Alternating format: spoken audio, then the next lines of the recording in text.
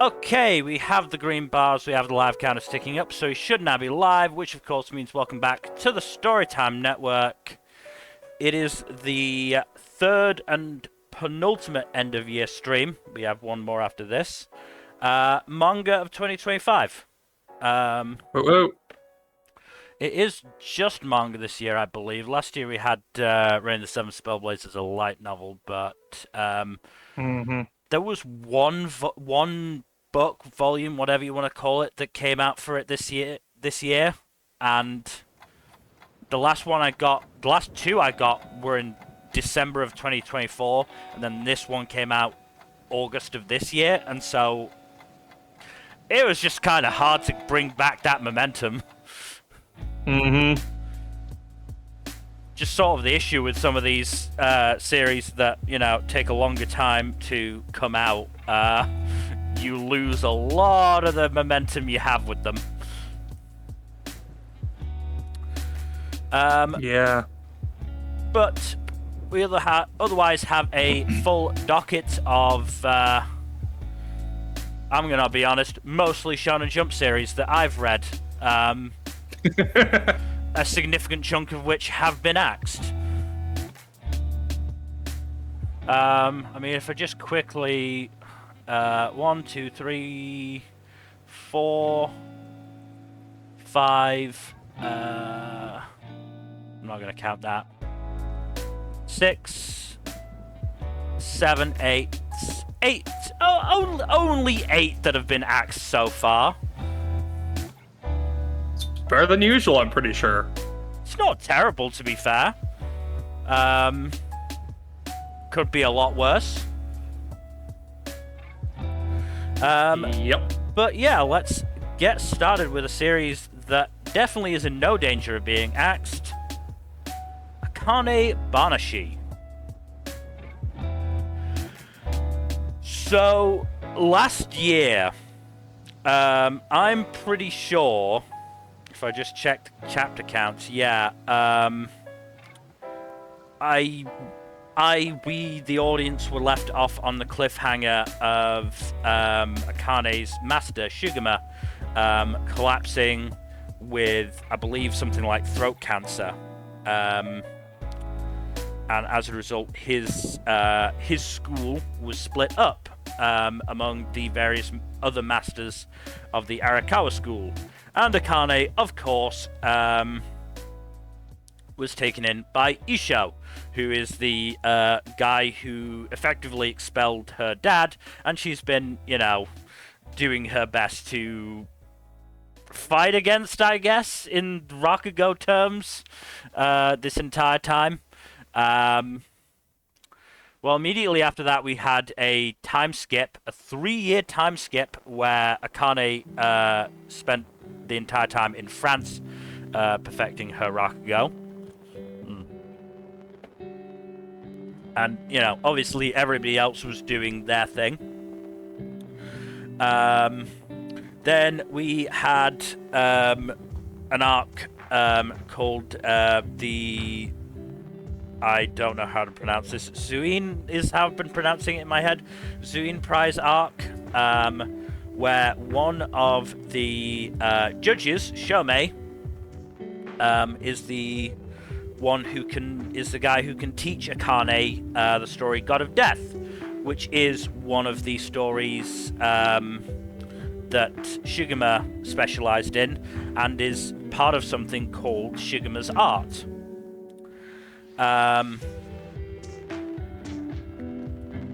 But she's got to impress this Shomei at this event to, prove that she's good enough to be taught this story. Added to that, Akane also has to win without making the audience laugh, because that's what Isho wants from her, and she can't back down in front of him. Also, Akane's rivals, Karashi and Hikaru, are also participating, and, are very much looking forward to the first time they get to compete against her in 3 years. Hikaru especially, because she is very, very gay. Not officially, but Jesus Christ. You know how in Battle Shonen you've got the homoerotic tension with the main rival? Of course. Yeah, that's this. Oh boy. Because this is a Battle Shonen but Rakugo.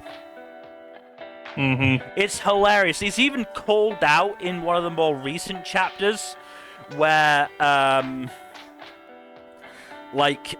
one of Akane's juniors is like, why do you have to turn every competition into a fight with Rakugo? That's just not how this is done. Why? But yeah, and so she competed in that one, managed to fulfill the bounds of it as well, of the agreement she had with Shomei and Isho as well. And now we're going into the Ishokai arc, which is an exclusive event for the members of the Isho school that Akane now has to participate in.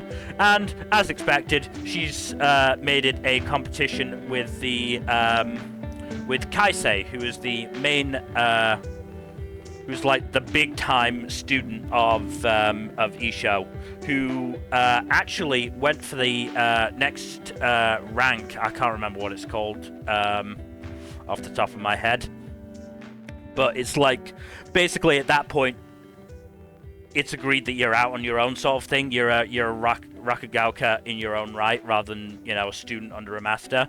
Kaisei did very well in his promotion event, and then Isho performed the exact same story as him, and basically said, "No, you're staying at the lower rank."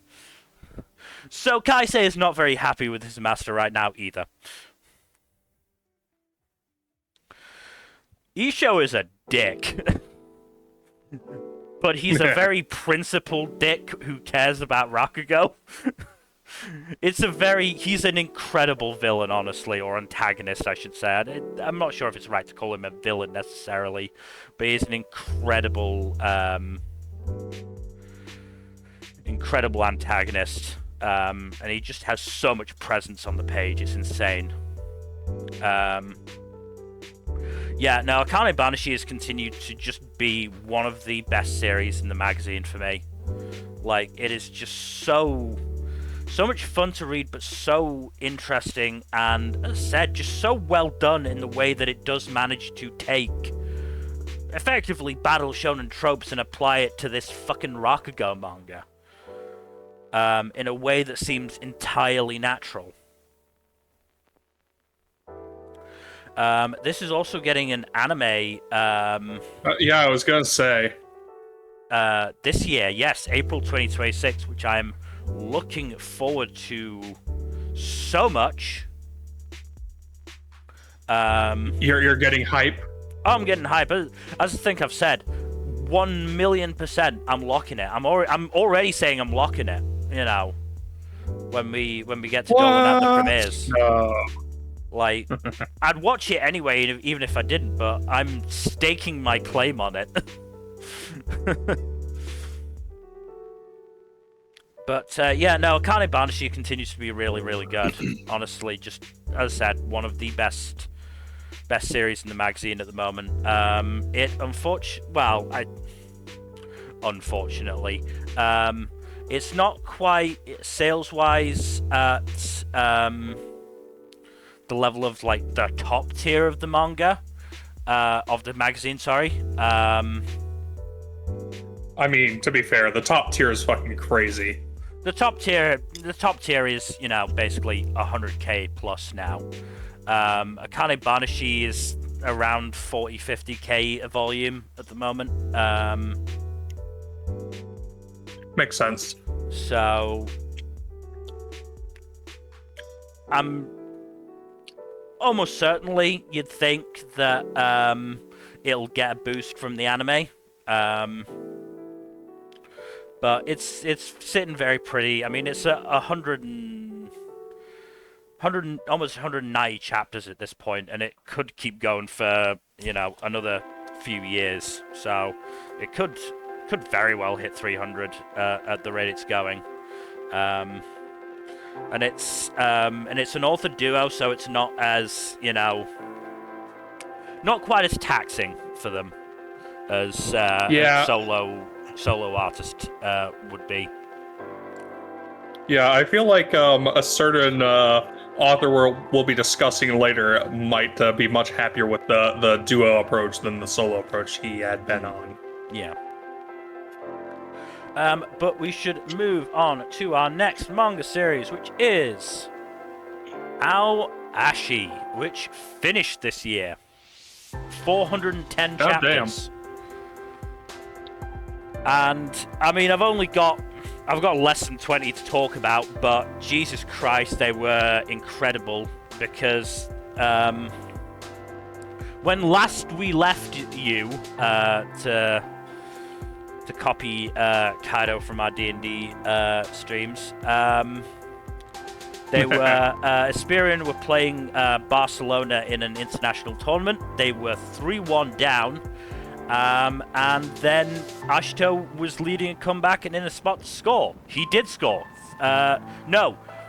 He crossed it to a Kutsu who scored to make it 3-2. Then they went back up the other end. Ashito scored 3-3, and then fucking insanity broke out. Ashito stamina fucking ran out.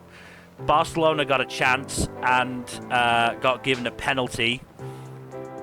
The keeper fucking saved it somehow. And the break for the, everything to do with the penalty, with the Esperion players, saying, no, it's not a penalty. Then the guy taking his run up and whatever, gave Ashito just enough time to recover some stamina and go up the other end and fucking score for a 4-3 victory, motherfuckers, against Barcelona. Nice. Basically, one of the most famous football clubs in the world. And, very, very proud of their youth development as well. As a result, because the other thing that was riding on this game was the fact of youth players being promoted to the senior team if they did well, like fucking 8 or 9 of them do, including Ashito, of course. And yeah, that's where we end. We also had a bit of stuff with Ashito and Hana, his love interest. How'd that go? Well, the last we'd seen was Hana had confessed to Ashito, and then nothing else. We didn't actually see what Ashito's response was. We finally got to see his response. He said it back, and they were like, does this make us a couple then? I guess, as long as you're okay with it. Yeah, fuck it, why not? Let's ball. So yeah, that was really nice. Yeah, AoAshi, just an incredible series, like sports-wise. It is absolutely up there in my top sports series with the likes of Haikyuu and Run with the Wind. Again, he's got a season 2 of the anime coming out again, I think, this coming year. And I am pretty sure the manga is gonna get an English release this year as well. If I just quickly check, I think it's doing it in 3-in-1 volumes rather than just singular, which with 40 volumes, totally understandable. And I don't care, I'm still getting them. So yeah, May 2026. Yeah, the anime is set to premiere, or the second season of the anime is set to premiere 2026 as well. So it'll probably be, considering it's not got a more than just the year, it's probably going to be summer or fall. But yeah, very much looking forward to both of those things because I love AoAshi. It's an absolutely incredible series. Moving on to a series that I have less strong feelings for. It is Astro Royale, our first Axed series of the list. Sorry, I should have set this up before, but I got distracted, so I'm just seeing where I believe. No, it wasn't the first. No, that was Hakutaku, which, yeah, totally deserved to get axed. Astro Royale was the second series to get axed, though, this year. Managed to make it to 50 chapters, to be fair, which is entirely, I think, because the author is the same guy who did Tokyo Revengers, Ken Wakui. Yes, this ended in April of this year. As a result, I don't remember that much about it. If I'm brutally honest. I mean, was it really worth remembering? No, because again, I said this last year, the entire conceit of this series is all these people getting given incredible powers by media, and you want to know what the protagonist's power is? It's something stupid, isn't it? It's punch what good! He can punch what good, and that's it! Why they gotta give protagonists either broken-ass powers or completely unoriginal bullshit? I don't know. No middle ground. I don't know, and it wasn't the most original series either. It was, like, fairly generic battle shonen, if I'm brutally honest. As I said, the only reason it lasted as long as it did was the author, I think. I can't imagine that if it had been a new author, for example, it would have lasted the same amount of time. Because yeah, it just wasn't very good.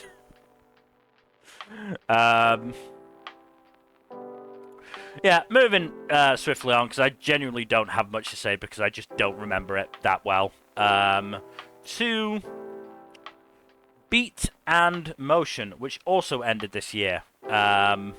Because I'm fairly sure sales of it were not very good.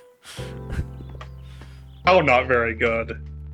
Well, maybe not sales, but I don't think the reception towards it was very good at all. From what I remember reading, it was not doing well. And the fact is that it was if I remember correctly, it was something like a contest winner for a series that got like Jump Plus serialization and an anime. And it's ending at chapter 48 fairly abruptly. I don't think... Is that better or worse than being U19'd? I don't know. Hey, it's getting an anime, so I'm sure the author will at least be able to take that. Yeah. Jump Plus doesn't really axe things in the same way that Jump proper does, but yeah, this would definitely be what I'd call an axe. As I said, it just ended quite abruptly in the end. Not a huge amount to say. Literally 3 chapters this year, or at least 3 chapters that I hadn't already discussed last year.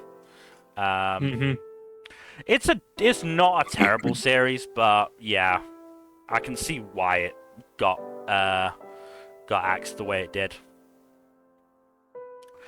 Moving on to something that is definitely coming to its conclusion soon. Black Clover. Oh yeah, they're going to the climax. We are getting that probably next year, actually. Because I believe they announced a batch of chapters in January. There is a batch of chapters coming in January. I would be surprised if it didn't end at worst end of next year, start of the year after that. There's not a lot left, and they have done a lot of crazy shit. So I think it's more about how much we're gonna get in the way of epilogue at the end. And I honestly wonder if Tabata might even like go, okay, well, I won't do, say, a chapter for this jump giga batch, and then do like a double length one for the next batch, so all the epilogue stuff is in one chapter. Hmm. I don't know. Yeah, it's gonna depend really on what he decides and what the magazine will allow. But at the same time, fucking Black Clover. I mean, Black Clover. They've been cooking. Black Clover is doing incredibly well in terms of story, but it's also, I think, the only series of its generation still going at this point. Yeah, because Jujutsu Kaisen and Hiroaka both ended, Demon Slayer ended, and I think those are all the big names of that Dr. generation Stone as well. Dr. Stone as well, yeah. And Promised Neverland, I guess. Yeah. And Haikyuu, but yeah, everything else has ended, basically. And even though it was probably the worst selling of that group, especially towards the end, it's still probably outselling a lot of the stuff in the magazine currently. I mean, in fairness, Mill, a lot of the sales tracking they have, that shit's all just like physical sales. Digital sales have gone up and physical sales have gone down across the board. Yeah, no, that's also absolutely fair. So, we've seen a lot of decline in people physically purchasing manga because, it's space intensive, and also it's just you're spending a lot of money on buying something physically when you can just, either read it digitally or own it digitally. Or if you buy in the fucking magazine every week, you've still got that. Exactly. And that's also very space intensive. Honestly, the fucking magazine is way more space intensive than the actual volumes. Because I do actually have a couple of Japanese volumes. I think I've got the volumes 1 of My Hero and Hunter x Hunter that I bought in Japan. And fucking weeb. Yeah, fuck you. I'm joking. Come on. It was an affectionate weeb, I know, but still, fuck you. But they feel really small compared to the English versions. And, compared to the magazines, which are fucking huge. Yeah. I mean, just... we're getting a bit sidetracked on a tangent here. We are. So, yeah, what was the... So, 393... No, that was AoAshi. 377. What happened to 377 again? I'm not going to go through every chapter, but I just want to know where we're starting from. Fuck, let me look. It's been a minute. That was January, so... Yeah, it was Asta and Yuno basically, getting to Lucius. And basically shutting his rhetoric down. Yeah. A lot of shenanigans in between there as well. We had, I think, the last of the boss fight, the mini bosses were taken down as well in this time frame. They took out the Lucius clones, but then Asta and Yuno found out that the Lucius they were fighting was also a clone when they took it down.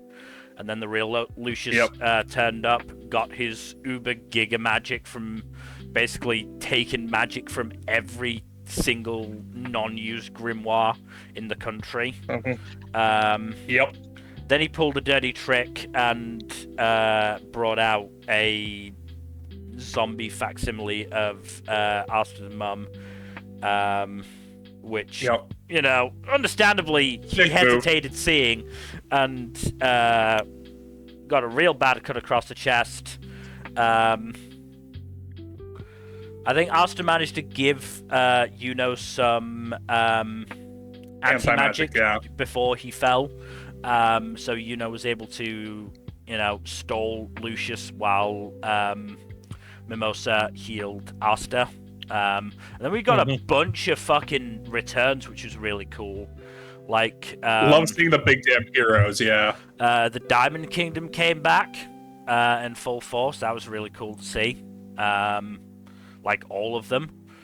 Who else did we get? We got the fucking...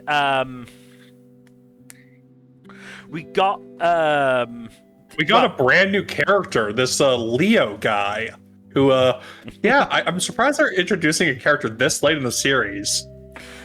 Leo managed to get a really good moment of teaming up with Fuego Leon and Mereoleona.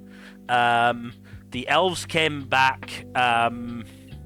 Voltos, Sally, and I can't remember his name. Zombie dude. I don't fucking remember the dude's name. Zombie dude made a return, which is really cool to see. Purple Orcas guy and fucking the dude from like the first chapter got murked by Lucius for their magic. Oh no! Whatever shall I do? Oh yeah, nobody really cares beyond the fact that it made the guy stronger. He unfortunately also killed Marks at the same time as well, which we do care about because we like Marks. Rip Marks. You're an underrated gem. But yeah, everybody managed to stall long enough, then, you know, Mimosa got some more of fucking Charmy's magic restoring food because she's hard carrying this entire battle with that shit. Oh, we almost forgot to mention Yami's little power-up. Yeah, I was gonna get to that. Asta's back in the fight with Lucius, but then I don't remember what the fuck his name was. Let me see if this is the chapter that it's in. A Dramalek, I think it was? Yeah, a Dramalek or something like that. It decides, hey, it'd be boring if Lucius won, so I'm gonna go on the side of the humans. Hey, Dark Magic Guy, do you want to work with me? Fuck it, we won't. Let's do it.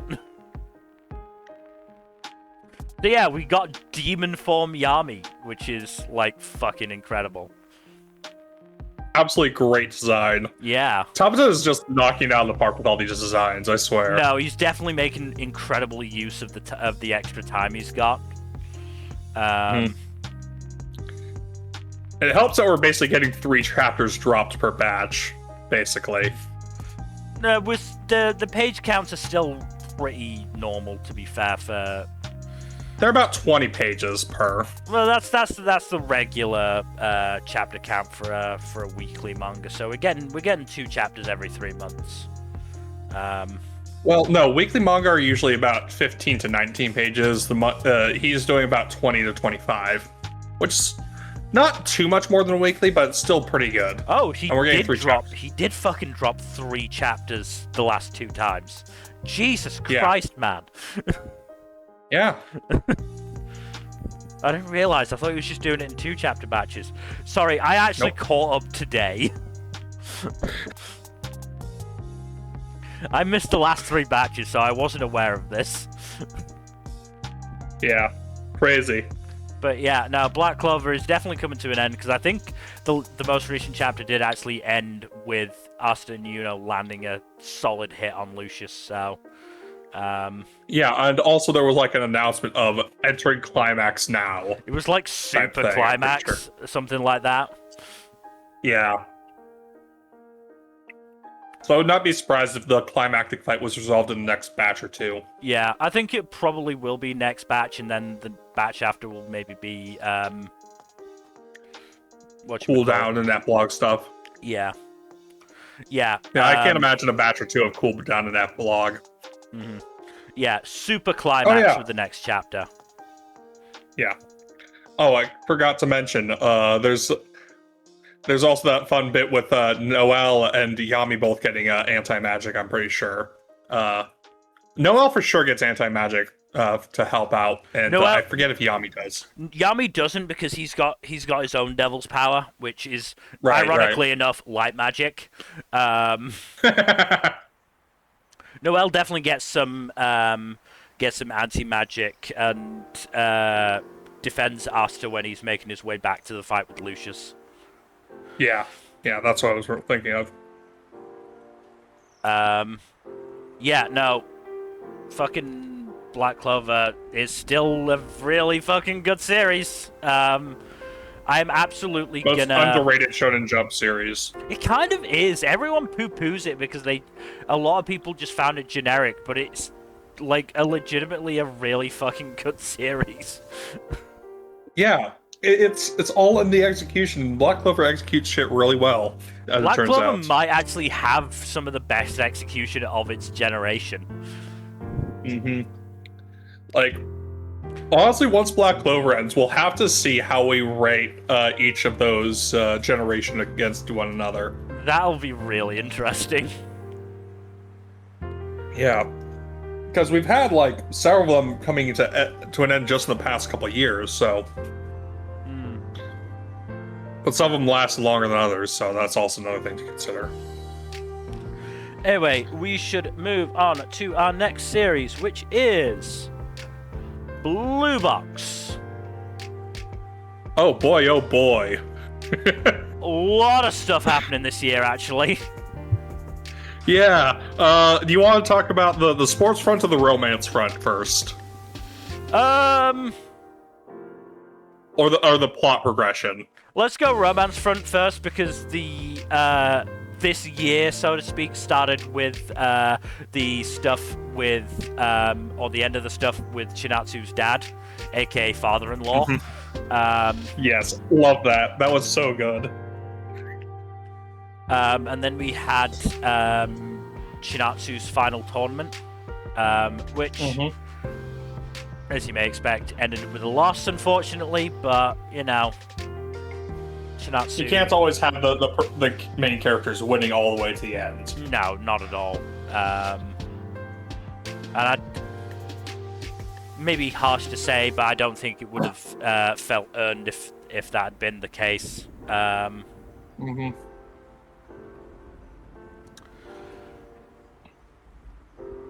Then yeah, we go fully into romance stuff, because Ayame and Kyo is still simmering along. We got the whole bit of Ayame eventually realizing that she and her boyfriend aren't clicking and breaking up with him, which is honestly really well handled, I think. No, I think that was Like, really well handled, which makes the Hina stuff all the more frustrating. Yeah, we'll get to that in a second. But I do like that it's like, no, the author didn't need to resort to just making the boyfriend a dickhead. It's like, no, they're just not compatible, and that's okay. Yeah, no, that was really well done. Yeah, like, you should end a relationship that's not working, but that doesn't mean one or both people are bad people for it not working. The fucking Reddit threads were so looking for excuses, looking for like the moment where they could turn on that guy. It was kind of It was so funny. It was like, okay, so this is it. This is the moment where we find out he's a cheating bastard. Yeah. Or this is the moment where we find out he is an insensitive prick. Yeah. Or, it just went on and on. On and on, and then it was like, actually, no, he's kind of a good dude.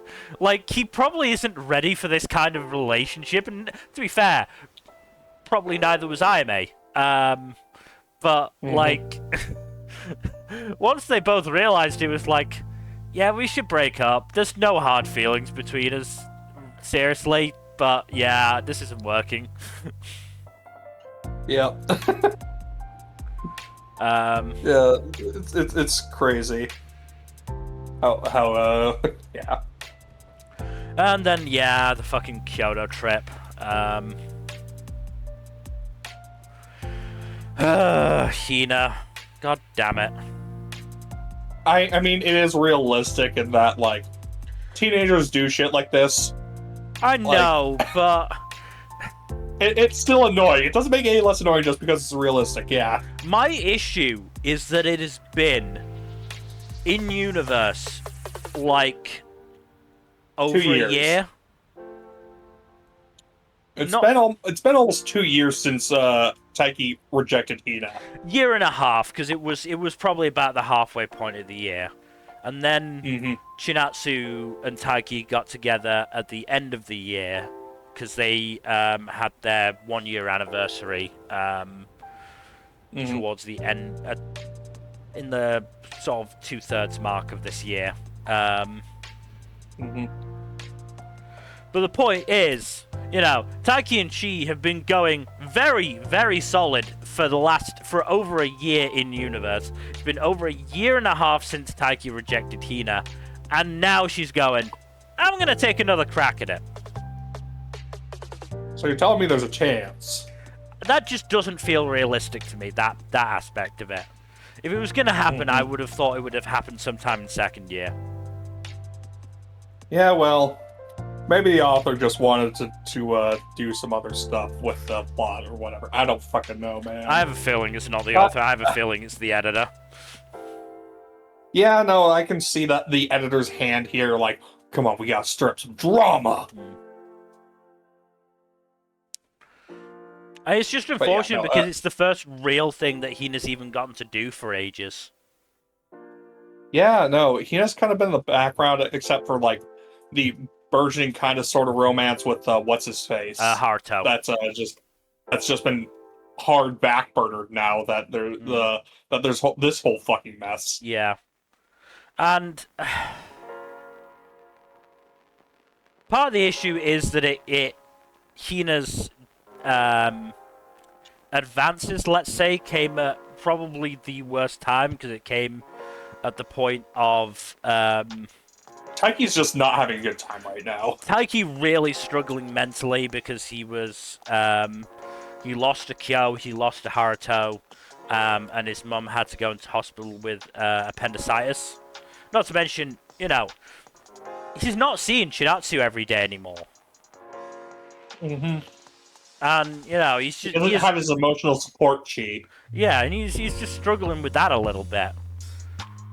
And then you throw on top fucking Hina doing this shit. Not even going all the way so that Taiki can just reject it and move on as well. Mm-hmm. She immediately dips as soon as she realized she fucked up. And they haven't really interacted much since. No. It's going to be really interesting to see how that resolves, I think.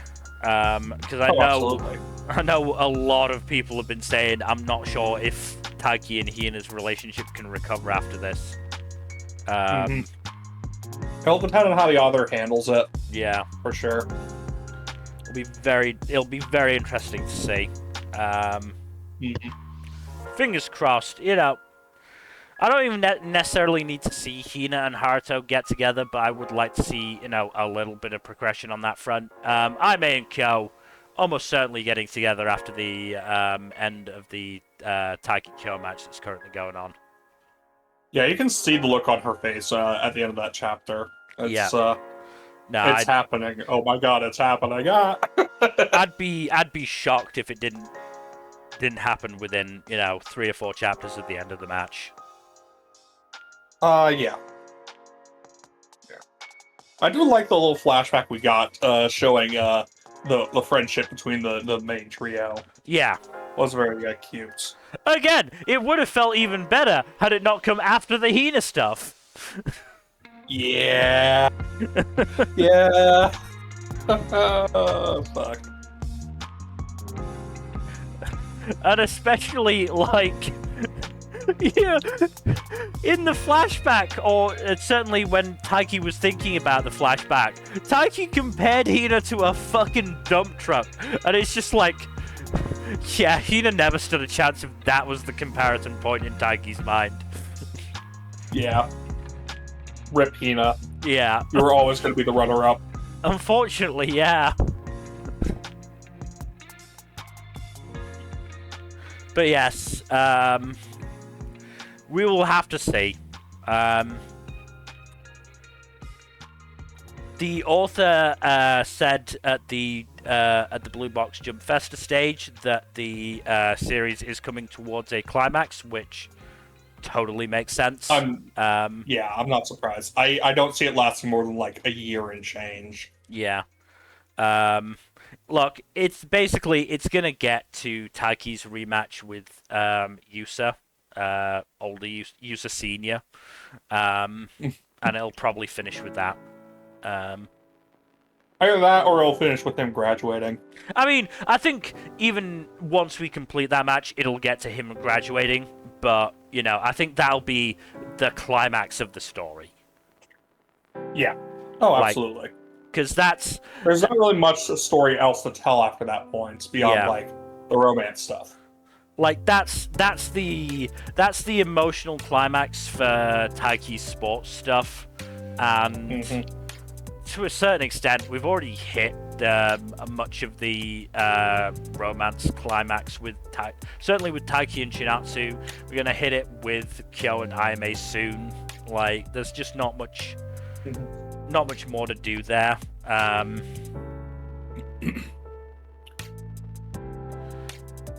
I wonder if they'll actually, once Taiki graduates and is, by that point he'll be 18. I wonder if they'll have Taiki and Chi have sex. Look, they did have that chapter with them sharing a bed, even if it was just totally, just them it was sleeping, very, very chaste. But like, that's the only romantic climax left that I can think. No pun intended.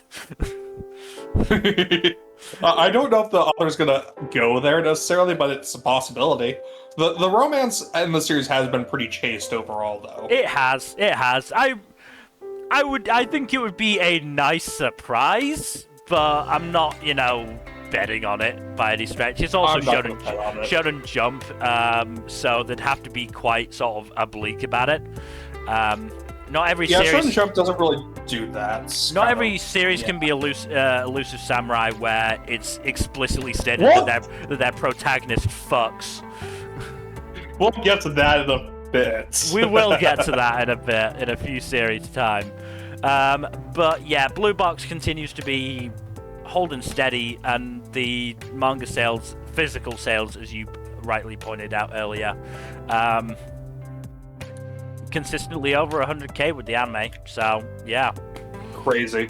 And we're getting season 2 next year as well. We're getting season 2 as well. I like the look of that key visual. Yeah. It looks lovely. It's a gorgeous illustration. There's nothing else to say about it. Yeah.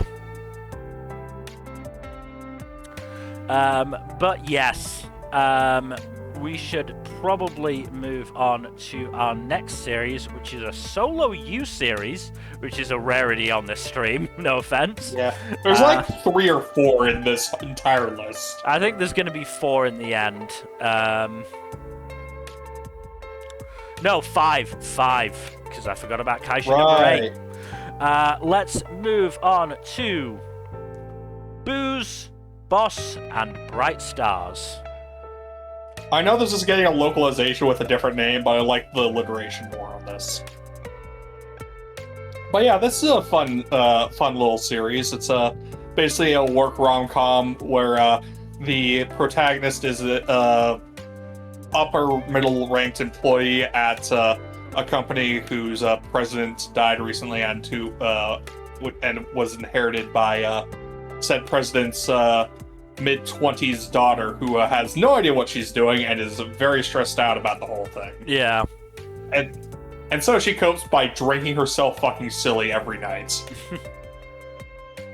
And he basically winds up taking care of her, and the relationship develops. And she doesn't actually realize that he's the same person, both work side and drinking side, because she gets fucking blackout drunk.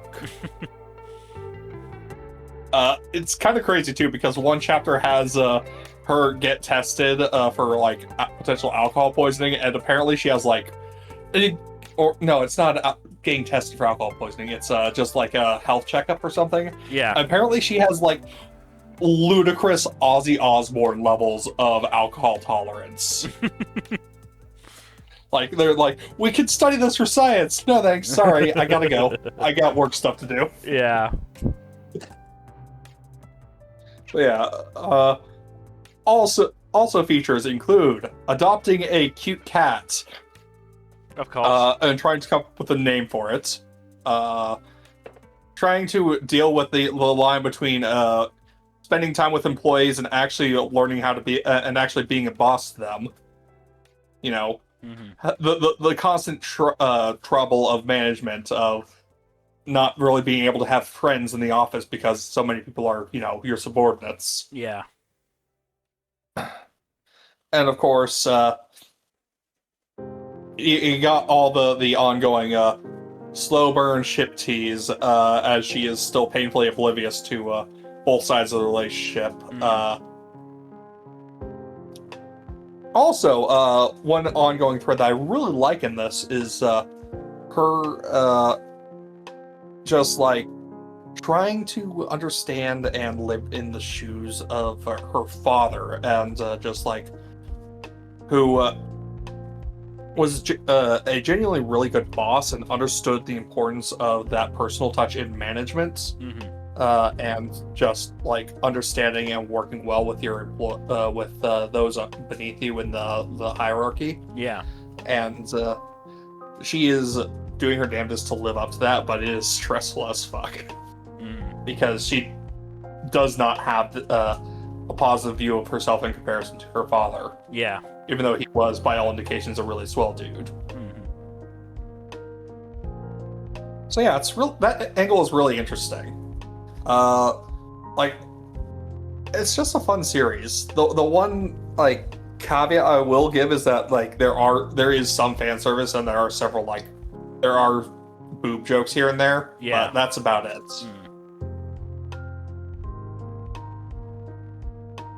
Yeah. Alright, let's move on to another of your solo series. It is Dandadan. Oh, this fucking series. This goddamn fucking series.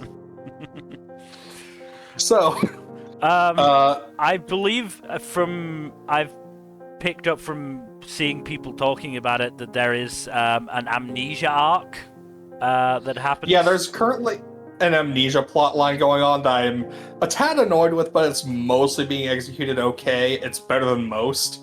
Which, I know that bar is in hell. Yeah. I mean, if nothing else, from what I'm seeing of it, it's like maybe moving the romance bit along. Yes, it is, in an interesting way. I fully get the sense that the amnesia will be resolved by either Amnesiac Momo learning Okarun's full name or with a kiss. The name reveal would be funnier, but the kiss would be a better like romantic thing. Yeah. I could see it going either way though. But yeah, so that plotline's been here or there, but there's been some developments because Okarun doesn't have his turbo grinding powers anymore because of how one of the arcs resolved. Okay. Like, I think early this year, late last year. So he's been training his spiritual power, and he now has a weapon that he can use with his spiritual power, which is neat. And Momo also doesn't really, I don't think, have access to her powers right now because of what caused the amnesia. Yeah. Basically, she got shrunk down to miniature size and was almost too late to get restored to normal, and that's why she has amnesia, because that was the cost of it, is more or less what I get from the justification. But yeah. Also gotten some fun stuff with some of the other characters.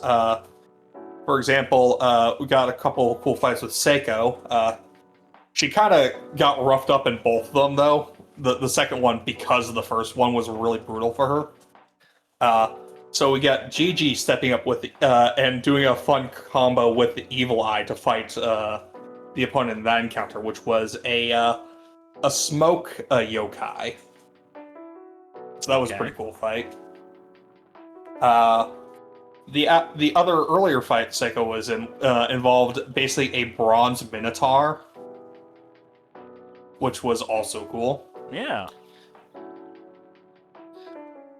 And Amnesiac Momo and Okarun wound up fighting a mummy that once unwrapped turned into a giant fucking whale. I'm not providing further context. It's funnier if I don't. No, that's fine. That's absolutely fine. But yeah, and we're getting little bits of development with the other characters as well. We have a new addition to the main cast, and I believe her name is Koki. Let me look that up real quick. But the main cast has gone bigger, and there was a really cool confrontation with the one of the culprits behind all the power thieving shenaniganry going on right now. Basically, the dude was one of the teachers at the school, and he was a real fucking creep, and he got the absolute shit kicked out of him by Ira and Koki. All right. Very satisfying. I imagine. But yeah, Koki is her name, and she has her powers are really interesting. I'm not going to say what they are. Yeah. And oh yeah, I almost forgot to mention the Subterraneans come back and get involved in some shenanigans, trying to fight the protagonists. But then a giant humanoid typhoon shows up. It's not a human-shaped typhoon, is it? Typhoon with eyes, nose, and ears. And it's also a Sharknado. Okay. The series gets fucking weird, man. I love it. I haven't even talked about everything that's happened this year. This series just gets so fucking wild. No, I imagine it does. It's just real good. It's real fucking good. But yeah, should probably move on because otherwise I'll be talking for a little bit longer. Oh no, don't worry. We've got some real short ones coming up.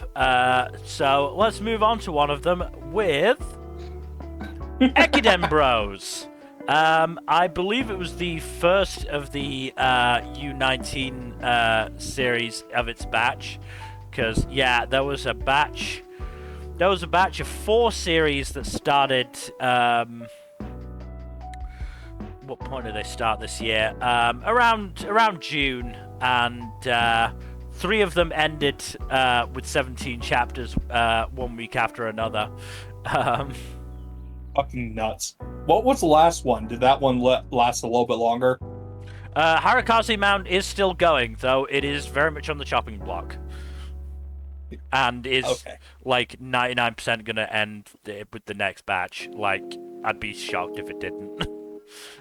I'd love it to continue because it's a pretty decent sports series, but yeah, no. We'll get onto that later on, though. Ekiden Bros is another sports series, though, about the oh god, what's the name of the race? Oh fuck, why am I misremembering it? Is it the Ekiden? I mean, yeah, it's the Ekiden, but I'm trying to remember the name of the place. It's H something, and I can't remember off the top of my head. You know what I mean? I'm sorry, dude, I'm not sports built. No, that's fine. You all know what I mean. The same race from fucking Run with the Wind. Hakane Ekiden. Hakane. Okay.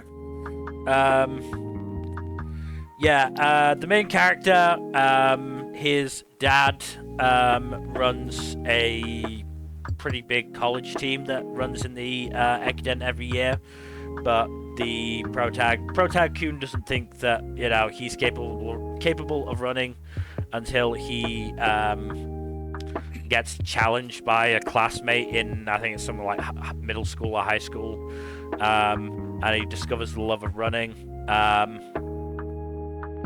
Time skip a few years to when the Protag is going to college. He joins a different team than the one his dad runs. Turns out he's super good at running, blah blah blah blah. The usual. Put it this way, I knew this was doomed like 8 or 9 chapters in, because they were already having Protag-kun's team face his dad's team. And on his dad's team was a brother for Protag-kun that was not previously mentioned. Oh boy. It's a horrible, horrible sign when that happens. Because look. Oh yes, Shokugeki. Again, I mean, not just that, but reading That's the one that comes to mind most frequently, yes. Sorry. No, it's fine. But reading these mangas, you tend to get an idea of be able to get an idea of how a series is doing based on what it does. Of course. And one of the big things that series try to improve their standing on the table of contents and the audience surveys is introducing new characters. In the hopes that one of them sticks. One of them gets really popular. Kubo special. Yeah. So introducing not even a long lost brother, but as I said, a previously unmentioned brother to the protagonist who's, competing against him in the same race. That's pretty much the nuclear version of introducing a new character to hope things get popular. Like, that is really just... That's last chance loot. If that doesn't work, you've got nothing else. And,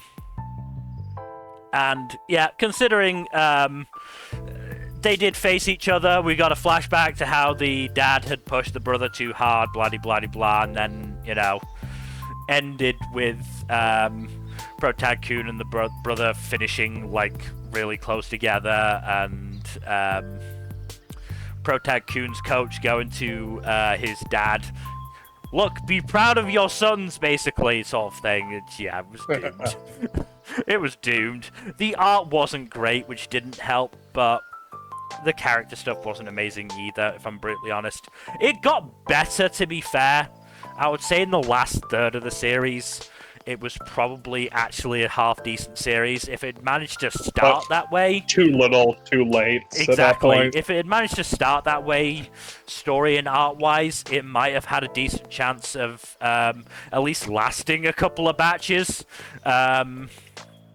before getting axed, because for whatever reason, the Shonen Jump audience in Japan right now hates sports series. There are a couple successful sports series in Shonen Jump right now.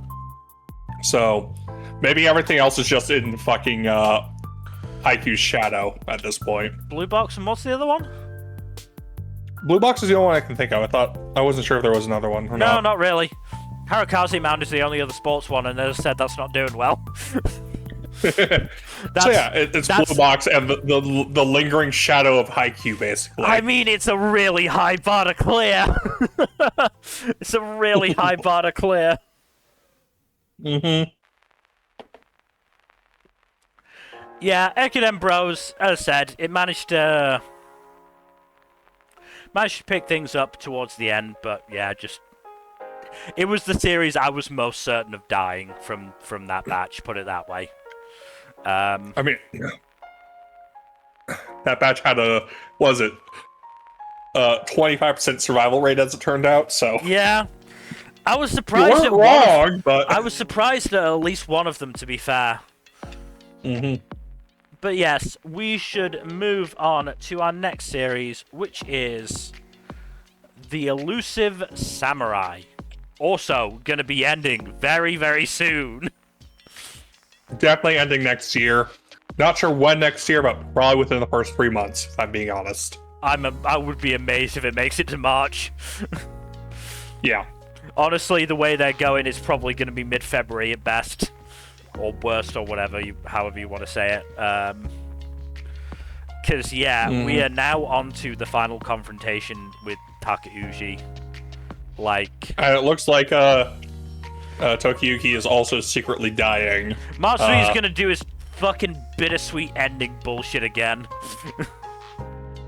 I mean, it was gonna either go that way or the fake out, so yeah. I know, but this one feels less earned than with Koro-sensei, I think. Yeah. Yeah, no, I agree on that front. Because, I feel like the Tokiyuki has a fatal illness thing came out of nowhere. It should have been foreshadowed. Yeah. You shouldn't have had to be a history buff to know that most of his immediate ancestors were, short-lived. And it's hard to be a history buff for this period when you're not Japanese. Yeah, unfortunately, most Japanese history that's known to the outside world is like a bit of the Heian era and then the Sengoku period and onwards, and that's it. Trust me, I'd love to be a history buff for this period. Yeah, it seems very interesting. Alas. But so this year we had the end of the Sadamune arc, which was a very good arc. We had the fucking thruple ending arc, where No, it's not thruple. It's four people because it's three wives. Oh, yeah, God, 3 wives. I was just looking at 3 names and going thruple. It's a fucking quadruple. Quadruple? I don't fucking know. Yeah, fucking Mima, Ayako, and Shizuku all fucking married Tokiyuki, and they've all had sex. And they fucking marry. Like, Matsui has been very, very explicit this entire year that Tokiyuki fucks. Hell, it's even a training regimen for him. Yeah. And then we got the final, like, big battle with Takeuchi, where Tokiyuki takes out the Dark God inhabiting him. That's some weird fourth wall breaking shit, too. The fourth wall breaking shit was incredible. I really fucking liked that. That was really great. cool. It was great. Crazy, but great. We also had the return of Fubuki. Yay! He didn't actually die. Yeah. He's not in great shape, but he didn't actually die. He's doing alright. He's not amazing, but he's not, on the brink of death like Tokiyuki apparently is. Speaking of supporting characters, though, we also got Kojiro and Sheena tying the knot, which was nice. Yeah, no, that was really cool. That was really nice to see. I was worried for half a second that Matsu was going to do the thing where Kojiro does the big brave thing and then fucking dies. But no. There were a couple of death flags flying for Kojiro in those chapters, yeah. The execution on him not dying, though, was pretty fucking funny. Yeah.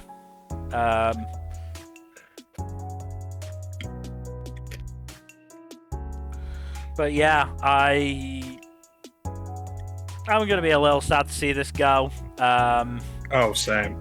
If nothing else, this series has been, part of my weekly-ish, given, release schedule stuff, routine for the last 5 years. It's almost been running 6 for 5 years years. Yeah, now? it's been running for. The first Well, it's chapter at 232 chapters. First chapter was January 2021. It might end around that same time, 2026, to meet like its 5-year anniversary. Yeah, I give it like less than 10 chapters, probably. I can see Matsui ending in even 240. I mean, it's already Matsui's longest series. Yeah, there was that cute cover page of Tokiyuki climbing up the stairs to meet Neuro and passing up Koro Sensei. Yeah. With the chapter counts next to them. But yeah, just overall a really solid series.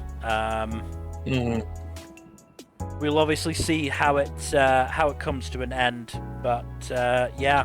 Oh yeah, almost forgot to mention Tokiyuki and Kojiro competed to see who could be the most doting father. Yeah, I mean Tokiyuki already has 3 kids from one from each of his wives. All 3 wives are also pregnant, as we speak. Again, because Tokiyuki fucks. Yeah. Honestly, like, what are the odds on them being just straight up Irish twins with their older siblings? I don't know. Probably. I wouldn't be shocked. Yeah. But yeah, not long left to go. Looking forward to it. That's all I can say. Matsui is a good writer. But so he does have some weird chapters here and there. He's got some Looking at you, Genba chapter. He's got some weirdness to him. He does. I'm willing to accept it for the rest of the series. Yeah. No, that's fair. That's completely fair. But yes, Look, we I should don't. probably move on. Just one last thing. I don't think a writer who fucking wrote Assassination Classroom could be normal. No. That's the case with a lot of series here, honestly. But yes, let's move on to... It's another Axe series. It is... Embers. It's another sports series as well. This one about football, or soccer, as you Americans call it. This is about a delinquent basically taking up football thanks to a teacher who actually, you know, tried to be a good teacher and pay attention. Not that all teachers with delinquent students are like that, but a decent chunk are. Anyway, yeah, this is another one that sort of, I mean, this started February, start of February this year and ended in June, with 20 chapters. Well, at least it didn't get U19'd. It did not get U19'd, but again, it was very much a case of the writing was on the wall for several chapters before that. Because, hey, as it turns out, the teacher that sparked the protag's interest in football happens to be coaching at another high school team. And guess what? Dun, dun, That dun. high school team faced up against the protagonist's team. What? No. Again, you see that kind of thing and you go, huh, yeah, this series is ending soon, isn't it?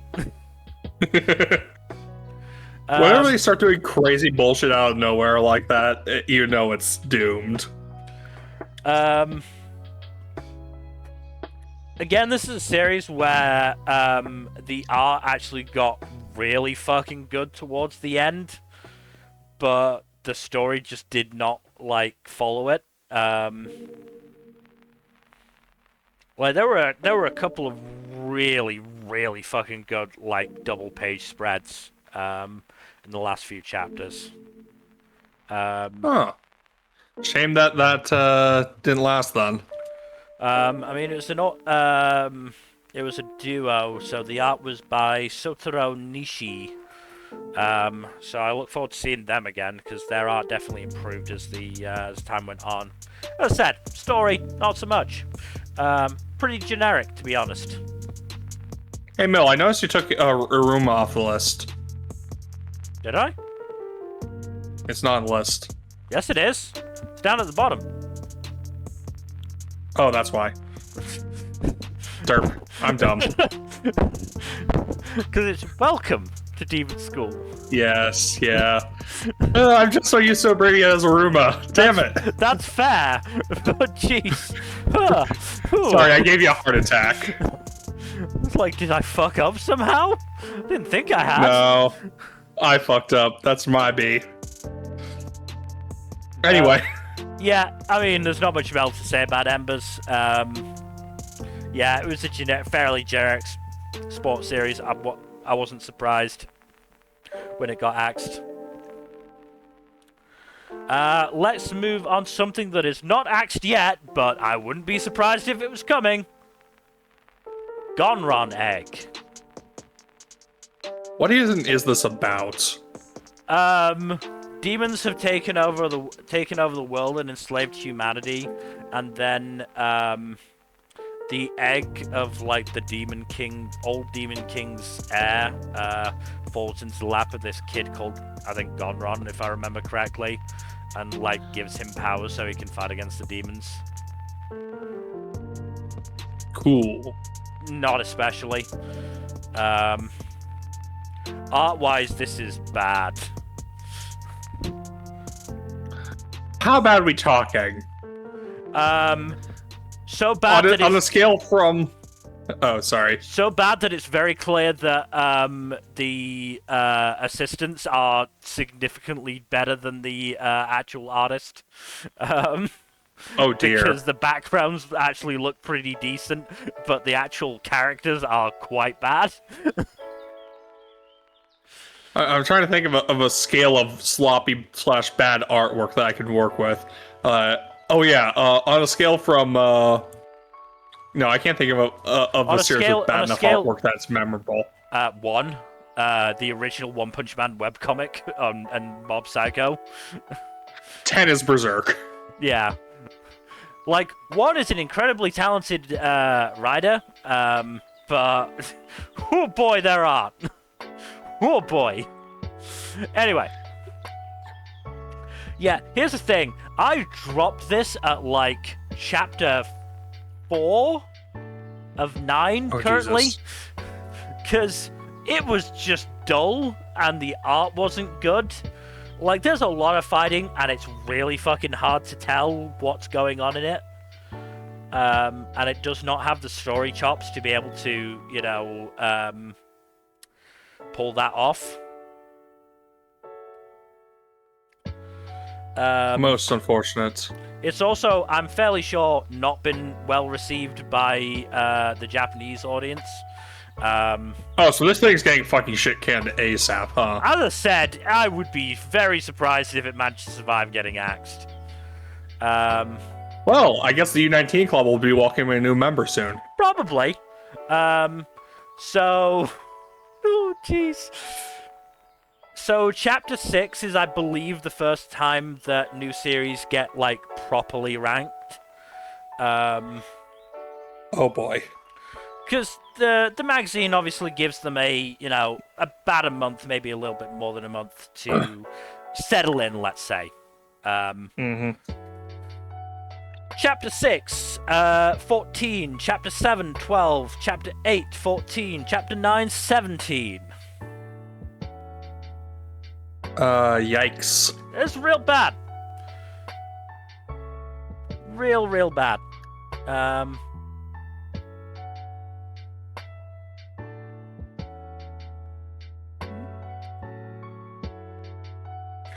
Yeah, it's not good. It's really not good. Yes. As I said, it would not surprise me if this got axed in the next batch. Depending on when that is, to be fair, there's no sort of... There's nothing that's been announced in the pipeline, to my knowledge. No, it will also very much depend on when Elusive Samurai ends, because that'll obviously provide a slot as well. A slot to be open. So yeah. I believe it got badly, yeah, it got compared to, it got called Ota, but worse. Ota of the Flame, but worse. Oh god. Which isn't great when Ota hasn't been that well received either. And Isn't Ota in the danger zone? Oh, Ota is almost certainly going to die the next batch unless something incredible happens.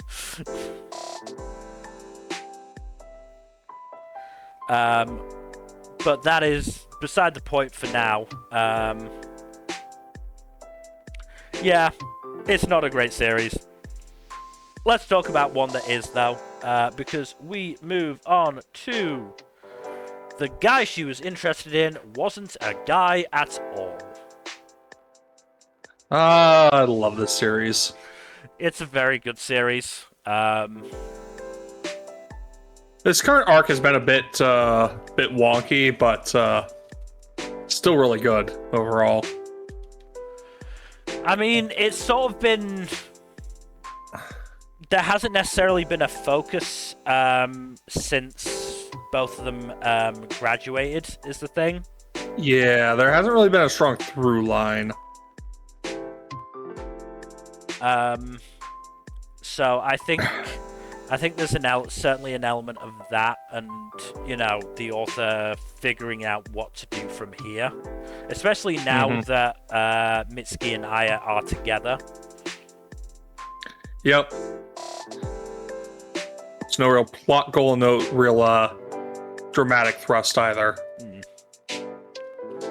That said, we do get some stuff with Mitsuki and her new bands. Yes, Mitsuki has joined a band, and they aren't great. Nope. And they certainly have no interest in Mitsuki's individuality. Nope. They don't want to do her music. They want to do basically vapid music. Mm-hmm.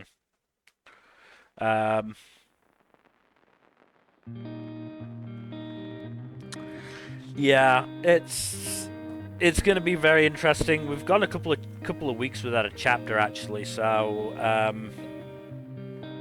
because I believe the last chapter was Mitsuki at performing a concert and seeing, being very depressed while doing so, and then seeing Aya in the crowd. Mm-hmm. And she was hoping I wouldn't be in the crowd because she didn't want her to see her like this. Yeah, which, very fair.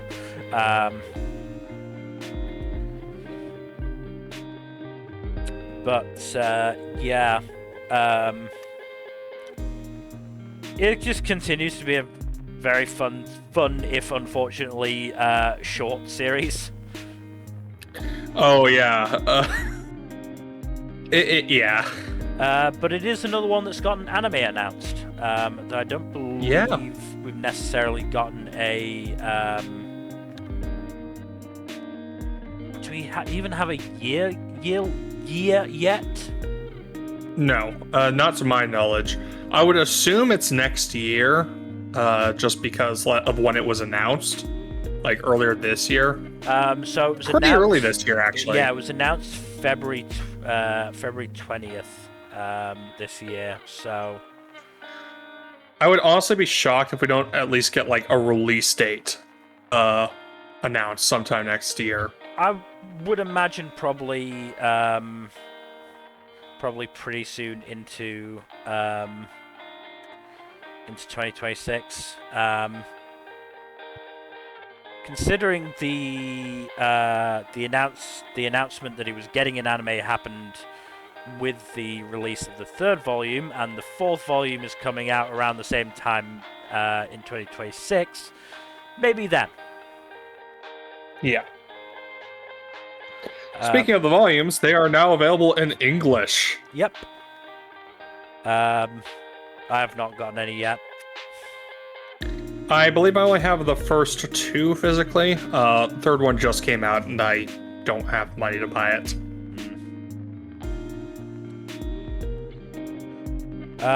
But yeah. No. Green Yuri continues to be a very fun series that I'm enjoying. But let's move on to... It's another Axe series. It is... Hakutaku. So this has 4 chapters that for me to discuss. I believe it was the first Axe series of the year. If I remember correctly. I don't know. I haven't been keep track of the Axe stuff. Very fair. Honestly, yeah, it was the first Axe. Though I think it ended around the same time as Undead Unluck and Yozakura Family, both of which ended, organically.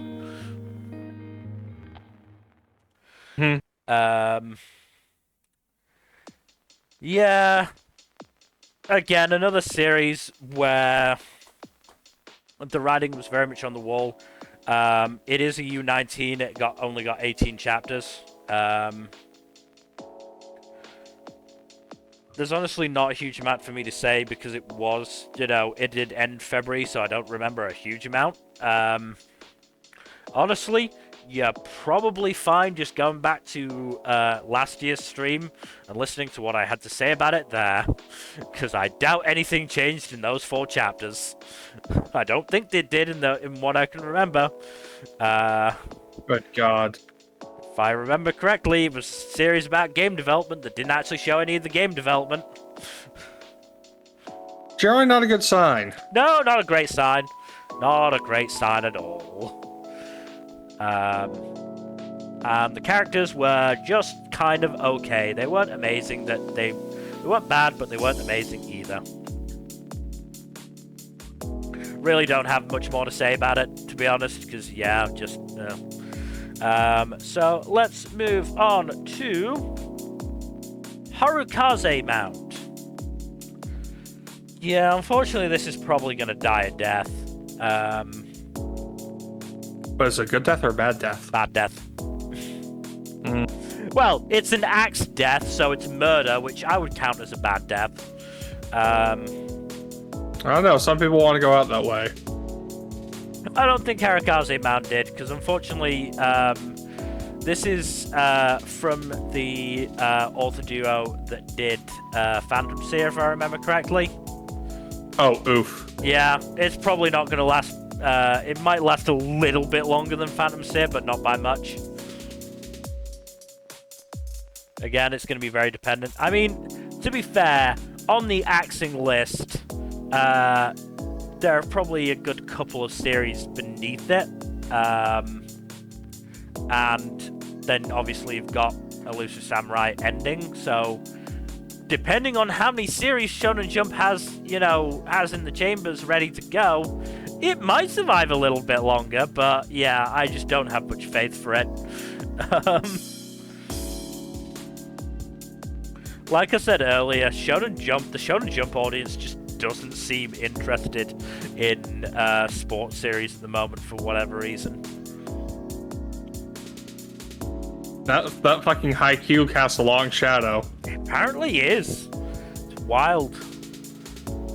It's either that or the fucking, well, it might be that Haikyuu is casting a long shadow for the editorial staff as well, and they're not, supporting it as well as they could be. Which is unfortunate. It is unfortunate. But unfortunately, that's just what happens sometimes. Yep. Yeah. So, did Harukaze Mound make it to week 2? It managed to make it to week 2 with its last volume of the Oricon rankings, with only 5,000 copies sold. Oh, ouch. Ooh. I mean, it could be worse. It could have not ranked at all, which it did in the 3rd week.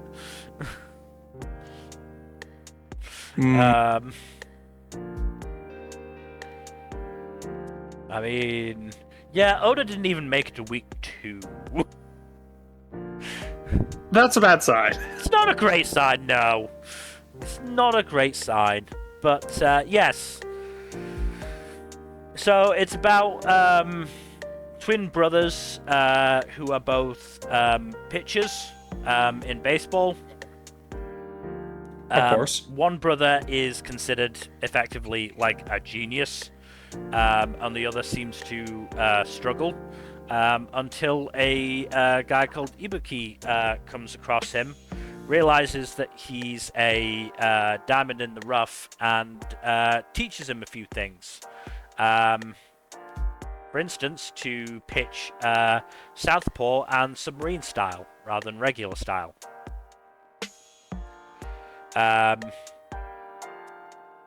So Protag and Ibuki obviously join the same school after that, and they form a team of people that Ibuki has basically recruited, because Ibuki was part of like a golden generation of players until he got hurt, and now this is him making his comeback.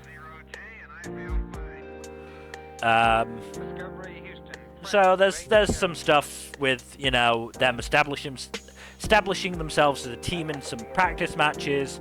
Now they're in the tournament and they're facing like one of the massive teams, like one of the fucking Koshien favorites, like in round 2 or something like that. I believe it also has like a lot of players who were teammates of Ibuki's. So yeah, like I said, that's not ominous at all. Well, the fact that they're having this big of a match this early on is not a good sign. Again, it's one of those. It's not quite as bad as if it was the same team that the Protag's brother had joined. No, that'd be a death knell right there. Oh, that would 100% be okay. This is dying within the next 5 chapters. It's not quite that bad, so there is still room for it to keep going after this. If you know, if it is spared the axe. But like I said, I don't have the highest of hopes, if I'm honest. As much as I would like it to, because I quite like the series, I just don't have solid hopes for it. Let's move on though to the newest series in Shonen Jump at the moment, and on this list it is Hero Girl and Demon Lord Call It Quits. This has actually been really fun. Oh, nice. Like, the comedy has been really solid. I've been quite enjoying it. I mean, it's basically like urban fantasy, hero girl, demon lord. Demon lord basically, when they're fighting, goes, I kind of can't be arsed keeping on doing this. Eventually one of you will succeed, and I just want to sort of like laze around. Can I come and live with you? Amazing. And she's just like, I guess so? And yeah, they just start cohabiting together, and it's kind of great. In one of the earlier chapters, the heroes' father and grandfather, past heroes themselves, are like, my daughter/granddaughter is living with the Demon Lord. We've got to go put a stop to this. So they come away. The grandfather especially comes away like, hey, he's a decent dude. I can't be upset about this. And in the most recent chapter, they just randomly like body swapped, and it's just like, oh god, the Demon Lord has to go to school in the hero's body and act like a normal human being. Oh no. Oh yeah, they've one of the things the Demon Lord helped the hero with was making a friend, and she's made a friend with like the chillest, most unaware person possible. Like, the Demon Lord does some like magic bullshit, and I think she ends up flying at one point, and she's just like, oh cool. I wonder how this is happening.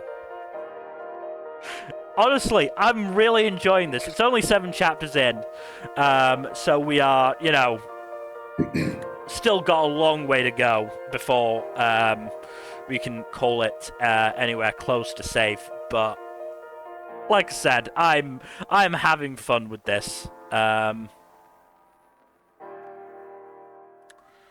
good.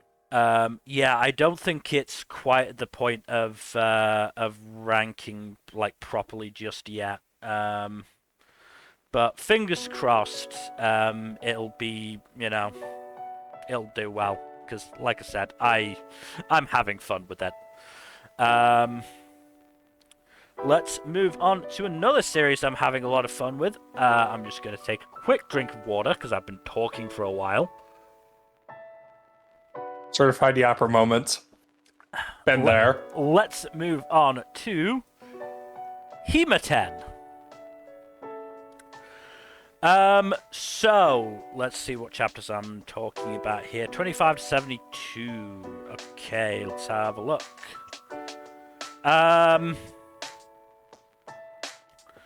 So yeah, this has been chugging along quite nicely. All 3 girls have had some pretty good moments with Tenichi, the male lead. Though, again, I said this last year when I first talked about it. This is a series that has managed to make all 3 potential love interests. I say potential love interests. It's quite hard to consider 2 of them love interests when the 3rd, her name is in the title. Yeah, that's kind of a foregone conclusion. I mean, it's to the point where when one of the other girls gets a focus. People have been calling it instead of Hima-Ten for Himari, they've been calling it Kana-Ten or Hono-Ten, in reference to the other girls. But yeah, all three are really good characters, and I like them all. And a vote for polyamory is a vote for the world.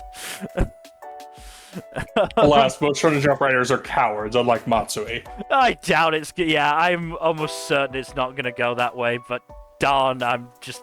Yeah, it's gonna be sad, because. So things have definitely picked up a pace when a new character got introduced, Nanaka Himeno, who is a former idol turned school teacher. Who, as it turns out, now lives next to Tenichi, and is effectively acting as love advisor for at least Honoka, and is basically coaching Tenichi to accept that, yeah, he's kind of got 3 girls interested in him. What could possibly go wrong? I mean, hey, another thing, I'm real glad that, this series didn't have the fucking, 19-year-old former idol, now teacher, join the love competition. Uh-huh. Because we all know harem series that have done that. Oh, yeah. Cough, cough, we never learned. Cough, cough. Yeah. So, I'm quite glad that they didn't do that. And she's effectively just a, a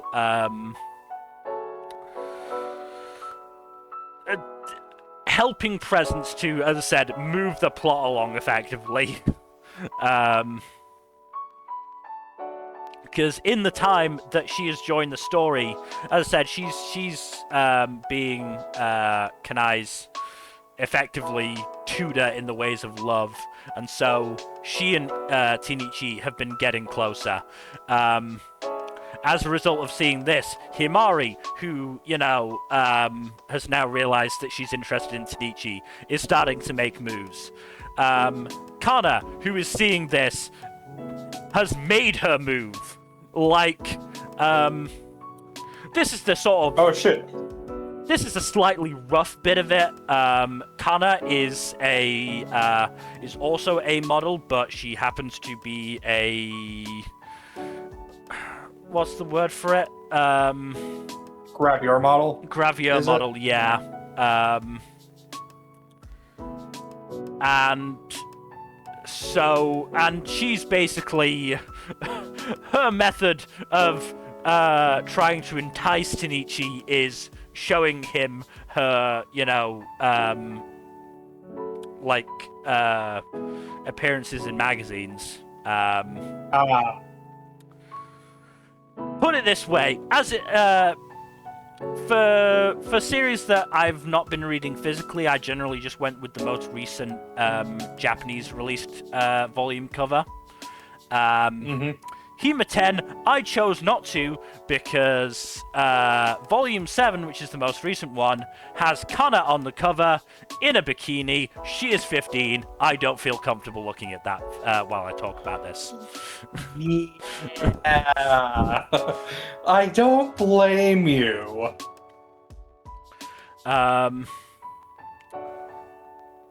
So yeah, in the most recent, in some of the most recent chapters, Kana got a big appearance in a magazine, and so Tenichi effectively took her on a date to celebrate.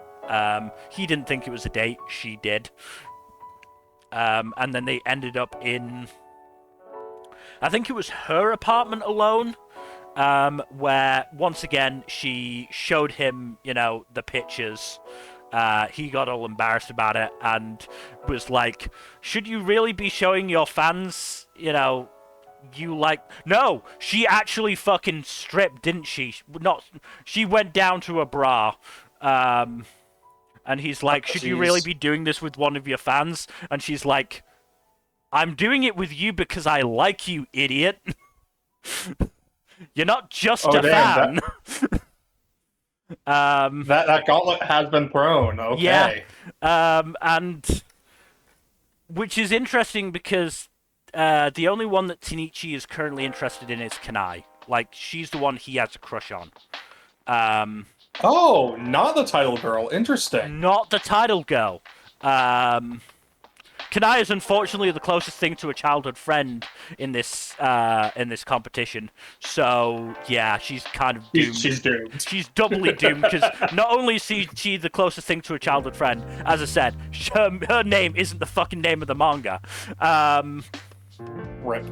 But because of that, Tenichi was going to turn down Kanai, and she's like, "No, I didn't ask you out or ask to be, like girlfriend or boyfriend or anything like that. I just told you I liked you, so you can think about this stuff, so you can know.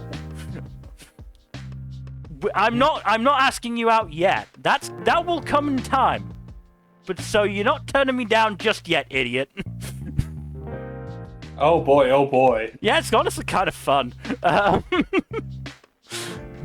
Oh wow, yeah. The chapter where Kana confessed to Tenichi was actually called Kan-Ten. Amazing.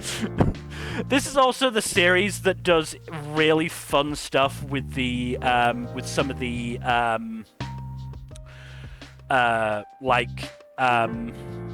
sound effects that pop up. So it'll do something like "can," stuff like that based on which girl is doing it. Like, so that's always a fun thing to either I'll spot them as I'm reading, or I'll get to the end of the chapter and then go, "Oh shit, I wasn't looking out for it," and then go back through the chapter and look for them. Like, so yeah, this is a really good series. It is unfortunately, well, it would be weird if it got axed, because something that I have discovered with the help of another Twitter account that covers this sort of stuff. I've discovered that there is a way of figuring out if a series is going to be axed or not.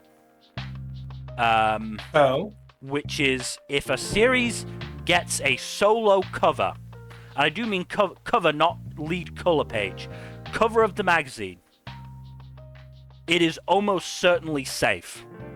Because in recent memory, there have only been 2 series that have gotten covers and then been axed.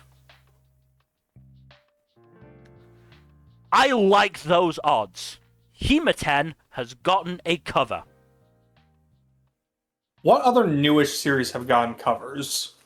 So I know Ichi has, because of course it has. Basically everything from Shinobi Undercover up has gotten a cover, I believe. Okay. So it's reasonable to assume that, barring any other changes to the magazine, those ones are safe. Again, we will see, but, again, 2 series since 2010 to get... Technically, it's a second magazine cover, because every series gets the magazine cover for its first chapter. But yes, fingers crossed. Even though it's not doing amazingly in sales, and I think its table of contents are not being amazing right now either. Like, not terrible, but not great either. They have taken a downturn the last few chapters, but fingers crossed. That means that it'll be fine. Because I am really enjoying the series, and I would like it to get a proper conclusion. Yeah. But we just mentioned it. Let's move on to Ichi the Witch. So much shit has happened this year. What the hell? So chapters 17 to 64 we're talking about. So that was before the fucking that was before the Gokuraku. That was before Gokuraku. That was before the World Hater Magic arc ended. Yeah. So You know, if I was more worried about it, I would have worried that the World Hater arc would have been like, oh no, this series is ending early. But no, this series is super fucking safe. this series is selling, if I remember correctly, over 100. No, not quite over 100K, but it is selling. It is one of the better selling series in the magazine right now. It is the best-selling news series since Kagurabachi, which is also a huge hit. So its most recent volume, after week 2, 71,000. After week 2, to put it into context, the two series above it are Blue Box and Sakamoto Days, with 90,000 and 81,000 copies respectively. And those had anime boosts. Those have had anime boosts as well, yes, and just significantly more established series. Yeah, they're both in the 200 chapter range, whereas Ichi the Witch hasn't even cracked 70 yet. Ichi has an average table of contents rank of 4.78. Which is, those are One Piece numbers. 15. It's had 15 color pages outside of its first 2. And I would say a good half of those have been lead color pages. That's insane. No, this is becoming the next big hit. And it's easy to understand why. Nishi is an incredible, writer. And it is wild that she is juggling both this and Aruma and delivering quality on both. Yeah. We'll get to Aruma near the end, but both series are doing incredibly well. And the art is just incredible from Musasaki. Yeah. I think it helps a lot that this is a joint project, so she can just write the scripts, hand them to Usaki, and tell her, go fucking nuts, my girl. Yeah. I'd be interested to know sort of to how much Nishi is doing. Is she just writing, the scripts and the dialogue, or is she doing storyboards? How far is she going with it, I wonder? I am curious about that. I'm curious about that for a lot of author duos, because sometimes it is just a case of the author just writing the script and that's it. Yeah. And other times it is like the author has a more of a hand in it, and the artist is just like giving the details and the fine print and all that kind of stuff, the stylization. Yeah. So we got the end of the world Hater Magic arc. Which also ended with a really heartwarming set of chapters with Descaris basically adopting Ichi. Yeah, that was great. Then we got the Bakugami arc with the introduction of Gokuraku the Brutalizer, who is fucking amazing and I love Gokuraku. Just works so well with Ichi. They share a single brain cell. Of course they work well together. They absolutely share a single brain cell. And it just works so well. Just the chaos that the two of them were causing that Descaris and Kamugi were having to, cover for. The face that Descaris made when she was at that dinner and the fucking townspeople were talking, that boy with Gokuraku is going to be executed on sight when we catch him. And then Ichi's just under the fucking tablecloth. And just the look on Descaris' face is just incredible. And then we had the fucking debut arc where Ichi was announced to the world, which had fucking Spiker, Speaker Spiker, however you pronounce it, and just her going, Ichi looks fucking handsome as fuck, I want him, and then, okay, would. Just fucking perfect. Just fucking perfect. I don't give a shit about... It was a perfect punchline to that chapter. Yeah, no, I don't give a shit. That chapter was just like all her just like hyping the fuck out of herself and just... No, it was that she was like, oh, I'm gonna use this guy. I'm not gonna, I'm gonna get him interested in me and then, use him as the first male witch. And then as soon as she sees him, she's like, okay, I'm gonna try and jump his bones. That's what's gonna happen here. I can't get around it now. He may be a monkey, but I'm gonna be the one climbing him. Yeah, and then when she does actually express her interest in him, he's just like, no, I'm not interested in you. Hey, Kamugi, have you got anything interesting to talk about? Yeah. And then the reveal. Love that little bit. And then the reveal, which absolutely could have been played for drama. I'm actually honestly glad that it was played for comedy instead. So Spiker has an eye patch because of an accident that happened when the two of them were growing up that Kamugi accidentally caused. And the reveal that, no, her eye has been healed this entire time. She just wears the eye patch to look cool.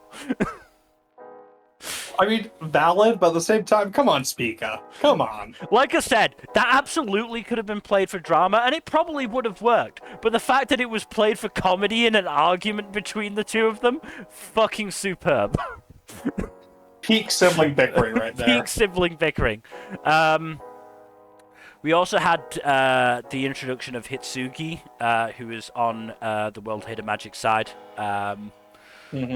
Again, real prick, that one. Real prick, but Descaris, again, just perfect. Immediately going in for the kill. Yeah. Immediately. Descaris is perfect, and I will accept no slander towards her. No, she's amazing. And now we're onto the Demonic Ocean arc with the Chrono Weaver magic. Chrono is interesting. Chrono is interesting because, as it turns out, he has sired a child with a human. Yeah, very curious development. Love how shocked everyone was when they discovered that too. Minerva took one look at Chrono and said, "I'm climbing that magic." Good for her, honestly. Good for her. No, absolutely good for her. Absolutely good for her. Yeah, it just... And then, obviously, Kizashi showed up, being a fucking... Again, another human hater magic. We got fucking Uroro Ichi, which just... Oh my god. Definitely some notes taken from Aruma, yeah. Evil Phase Aruma, yeah. I mean, both of them happened pretty close together as well. Like the most recent appearance of Evil Phase Aruma. And yeah, now... so Kizashi has gone after Minerva, Jukishirone, who's, along for the ride, and Gokuraku and Ichi, who are fleeing, while Chrono and Descaris, who are meant to be fighting Kizashi and Hitsugi. Descaris is in the middle of Hitsugi's trial, which was like kill 1,000 people or something like that. I think it was either 100 or 1,000, yeah. Something like that. Unfortunately, Hitsugi is playing dirty and has brought out fucking Descaris' deceased little brother, who is effectively, Descaris' motivation to be the best. Yeah.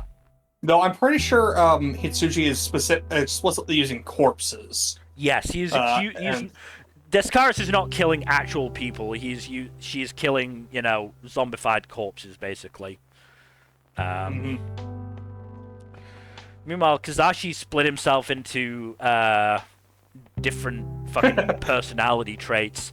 The quickest one reached Gokuraku and found out why he's called the fucking Brutalizer. Yeah, Gokuraku just fucking ate the thing. Yeah, Gokuraku. Hey, it's an octopus. He can eat it. Yeah, no, that's fair. It's just like, goddamn, dude. There are weirder magics for him to eat. I mean, yeah. If he takes a bite out of if he takes a bite out of Hitsugi, that's when I'll be like, okay. Yeah, he's the Brutalizer. Of course he's brutal. Yeah. But yeah, now Ichi continues to be a fantastic series. Long may it continue. Hell yeah. And honestly, looking Looking if any series from the past few years is safe, it's this one in Kagurabachi. Yeah. And looking at Aruma, this has the potential to be going for a long time still. Honestly, I wouldn't mind. I'd be fine with that. I'd be more than happy with that. Again, as long as it doesn't impact Nishi's health.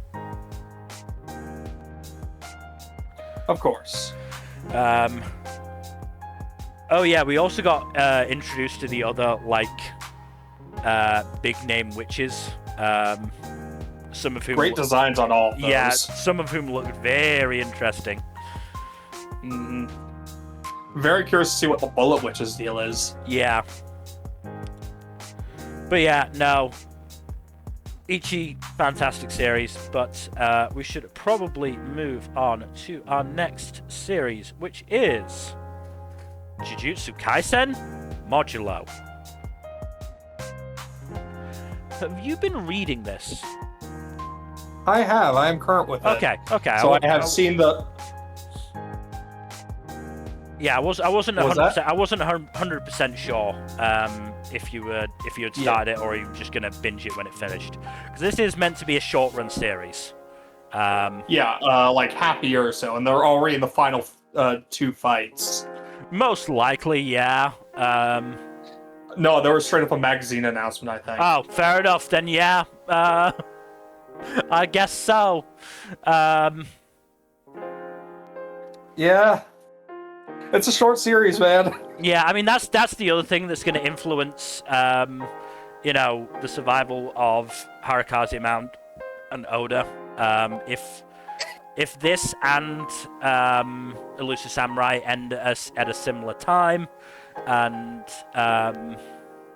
again they only have Gonron Egg gets axed in that time frame as well. Yeah, and they only have 2 or 3 series, that they want to start right now. Hey, Harukaze and Oda might keep on living for a bit, but it depends. Onto Modulo. First things first, the art is done by Yuji Iwasaki, who did the art for Cypher Academy, which is a series I really liked, and I especially liked the art for. So I was very happy to see them get this. I would call it an opportunity to be the artist for Akutami. If I think, according to the recent last batch of Shonen Jump comments, you want to know what Akutami did to convince him to draw for Akutami? Go on. He told him Mahoraga was going to be in this. Oh yeah, yeah. Based on the depiction of Mahoraga in the most recent chapter, yeah, Iwasaki's having some fun with that. I mean, I can't blame him. No, absolutely not. But yes, so this is a sequel series to JJK. It's set 70-ish years in the future. I think it's specifically 68 or something like that. Yeah. I believe Yuta and Maki are the only fully confirmed deaths from the main cast. Those 2 plus Hana. Yes. Yeah. I mean, I'm not necessarily going to consider Hana part of the main cast, if I'm honest. Completely fair. But it is also explicitly stated by Nobara, who is alive. We're not sure how far in the past that was, but we hope that she's still alive, because I would be sad. It was pretty recent, and she looked like she was in decent health. Yeah. So, but yeah. But Hana's was the last funeral Yuji said he was going to attend, so that indicates that there's been at least a few others who passed away beforehand. Yeah, it seems likely. So we know Yuta and Maki at least, but we don't know who else. I mean, Yuji, who is apparently still looks the same age, hasn't aged at all. He looks like maybe 5 years older than he was in the series. Yeah. Apparently just waiting for fucking Mahito to come back. And Mahito is waiting for him to leave because he is scared. He is scared shitless. He does not want to come back while Yuji's still wandering about. He does not want to catch those hands. He does not. But yeah, Yuji has apparently disappeared. We've had no word about Megami. We only have a brief cameo from Nobara. Yeah. We've seen Uiui. We've seen Uiui, yeah. He's doing his best creepy Meme impression. So yeah, we actually follow Yuta's grandkids, Yuka and Tsurugi. I was so close. I was one letter off. I have too many names, especially for this stream, where I'm the one talking about most of them. No, you're good. You're good, Mel. I get it. So Yuka and Tsurugi. Tsurugi has I believe Heavenly restriction. Yeah, the same heavenly restriction as Maki. Whereas no, it doesn't seem as strong yet. No. Meanwhile, Yuka, as it turns out, has the 10 Shadows technique. Which she isn't generally allowed to use because the Gojo family fucking hate it. Understandably. Look, when that technique has taken out 2 of their Ultra SSR pulls, yeah. I totally get it. But she is, being effectively used as a last resort nuke in this so far. Oh yeah, because aliens and yes, tensions between a race of aliens has come. I can't remember what they were called. There's been a lot of proper nouns been thrown around that I don't immediately remember. But fuck it, I'm gonna see if there's a wiki for it so I can at least look at character names. Nope. Or at least not on the proper wiki. I'm just going to use that. So yes, we've got Cross and Maru, who are, I believe, twin brothers. Yes. Maru is the one who is in the spotlight more, but Cross has had moments of focus here and there, including one where we get the reveal that oh yeah, Yuka has a tumor in her fucking brain. Yeah, that was rough.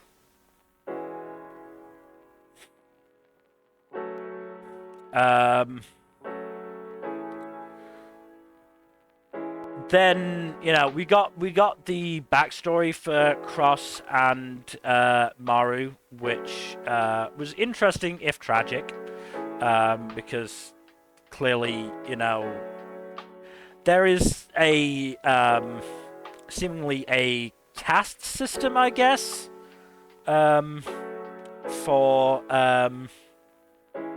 their race and on their planet. Yeah, there's a lot of social and religious bullshit going on there. So they were forced to leave after their father figure got killed in a duel. And they are, looking for a new home. Unfortunately, as it turns out, people be dickheads. What? No. Because I think it would be fair to say some bad faith members of Cross and Maru's race decided to put their foot down on the killing of cursed spirits, believing them to be like some important thing in their religion. Yeah. It's a interesting thing. I genuinely think that there is an element of bad faith there, from like some of those involved, because there could have been, at least with the likes of I don't even necessarily think it's bad faith. It might just be like straight up religious zeal. Either way, they weren't willing to bend. Mm-hmm.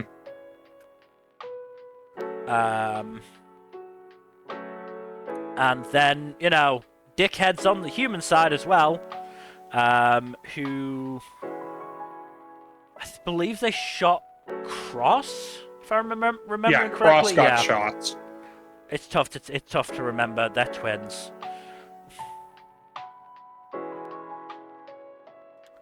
And pulled the old cop standby. Well, he was reaching for a weapon. No, he wasn't. Look out! He has a wallet. And so basically, the leader of the race, Dabra, if I'm remembering correctly. Yeah, Dabra. Basically went, okay. Guess I'm gonna have to take over this planet then.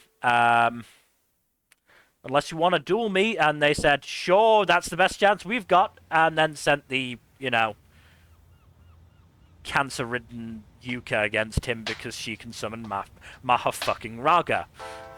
Mm-hmm.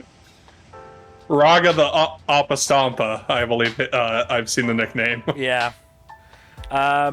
Meanwhile, Tsurugi is fighting Maru, so. Yep. And Maru... Not gonna lie, Maharaga's fucking entrance on the scene was pretty fucking wild. It was. I was unfortunately spoiled on it.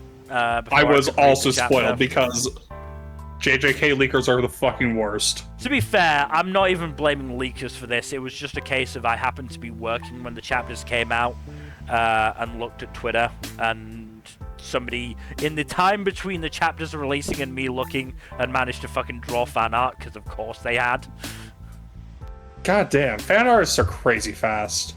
So as much as I'm like, oh damn it, I got spoiled on that, I can't be that upset because it did happen after the chapter released. But yeah, I mean, I've seen a theory that Yuji's gonna show up and beat Maharaga. That would be interesting. Which will get them around, you know, both Yuka and Dabra dying, sort of thing. Mm-hmm. So that would be, I'm, you know, I think that's probably going to be how it plays out, because there's no way Yuji doesn't appear at some point. And yeah, apparently he's the only one who actually has a chance of standing up to Dabra, who isn't, you know, Maharaga.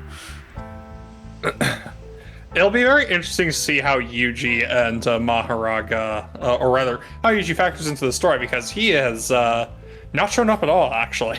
Yeah, as I said... outside of a brief cameo. As I said, I would be shocked if he didn't, at some point. Mm-hmm. I think it's more interesting if Megumi's gonna show up. Yeah, Megumi's the only one of the OG trio that we don't know about the whereabouts of in any way. So, you know, that's who I'm interested in. As I said, given how much he's been mentioned, I'd be stunned if Yuji didn't make an appearance. Megumi, on the other hand, has had no mention. Despite, you know, fucking Yuka and Tsurugi being his family. Yeah, it's wild.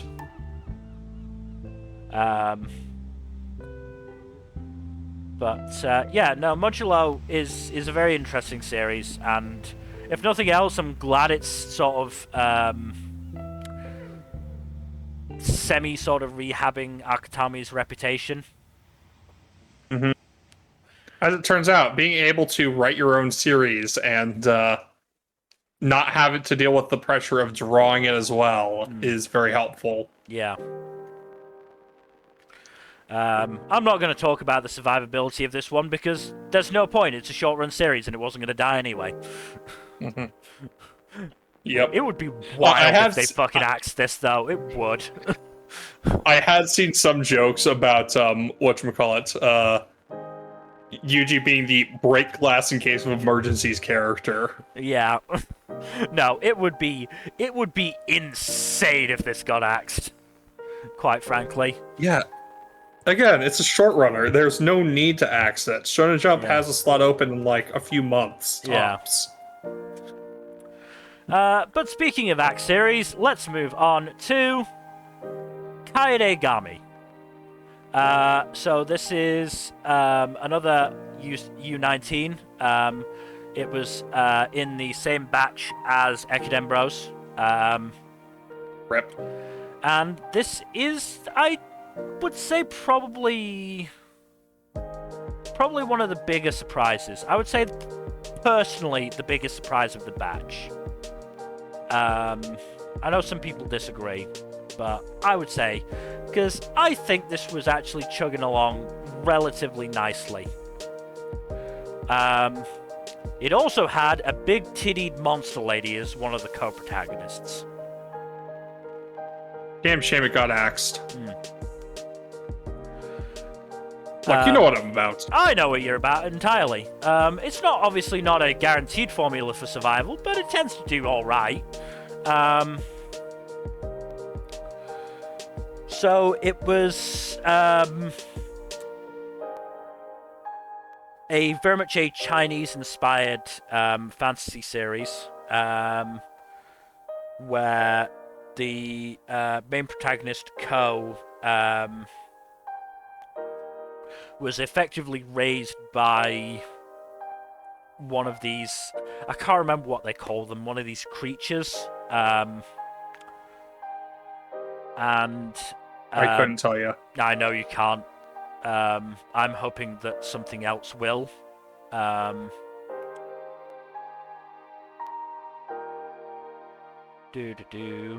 Shengwai.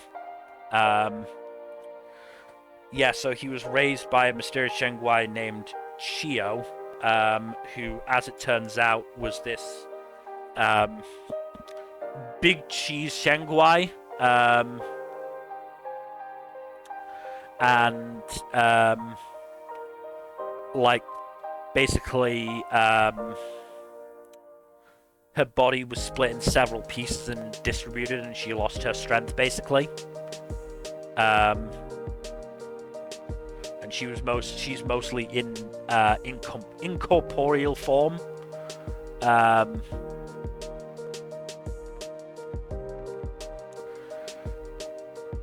And then they basically decide to travel the world, finding the rest of her body parts, basically.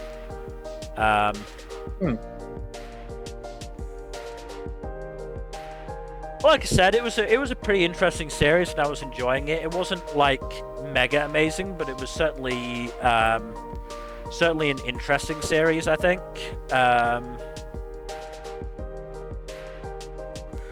But yeah, it didn't do very well. It did not do very well, and as mentioned, U19, 17 chapters, from June 22nd to October 19th. Well. Let's move on to our next series, which is Kageki Shojo, which I've just caught up to today. Okay. Let me try and remember this. Oh boy. So last time out, they were performing in quartets for an acting teacher called Takagi, who had very high standards. Not helped, they were performing scenes from Orpheus and Eurydice. Not helped by the fact that Sarasa kept basically going off the rails of the performance and throwing the others off, because they weren't able to react to the ad-libs that she was throwing in, basically.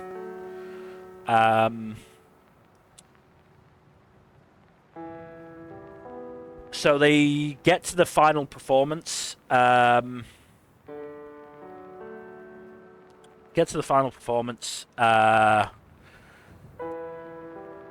Sarasa seems to be going all right until she gets to the scene she has with Ai, who is playing So Sarasa is Orpheus' eyes playing an imp that basically like taunts Orpheus and tells him that Eurydice is not behind him, to try and get him to look around, turn around.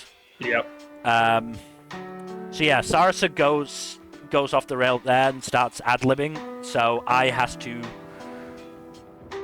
has consulted her new friend Momo, who she was in the idol group with, because she's starting to take acting jobs. So she asked her what she would do if something like this happened, and she's like, I don't know, I don't really have that much experience. You know who might know? Your mum, who's an actress.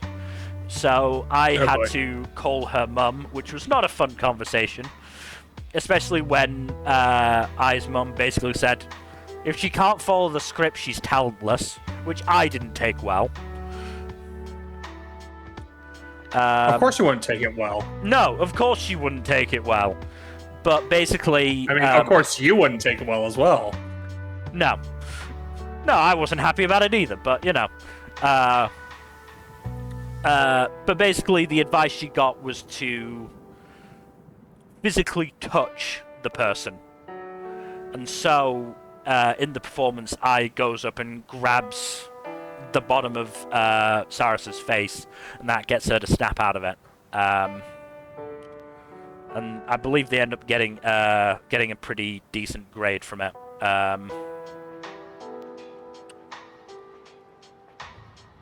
After that,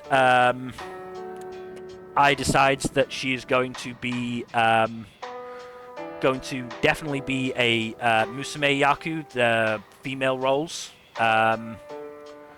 And wants to basically be... So I believe the male roles are the top stars. Usually, yeah. The If I recall the Otokoyasu. anime right. And so basically, Sarasa... I wants to be the Musume Yaku top star to Sarasa's Otokuyasu top star. If that makes sense. I'm getting Starlight vibes from this. I mean, it's there is serious queer vibes of this in this series. Nothing solid yet, but after that we get to summer vacation, and we start getting into Sarasa's family situation, because Sarasa's mum turns up for the first time. Yeah, boy. As it turns out, not necessarily as much of a deadbeat as feared. Because we do get a flashback where she basically is a fashion/costume designer, and she moved to New York for her career. She wanted to take baby Sarasa with her, but Sarasa's grandparents, basically, especially her grandmother, refused to let that happen. I don't think Sarasa's mum is a particularly great parent, but, I don't think she's necessarily, full-on deadbeat.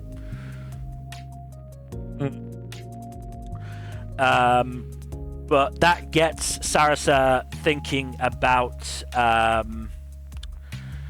her family situation, and especially thinking about who her father is, who we, the audience, know is the current head honcho on the kabuki scene. But that's been hidden from Sarasa.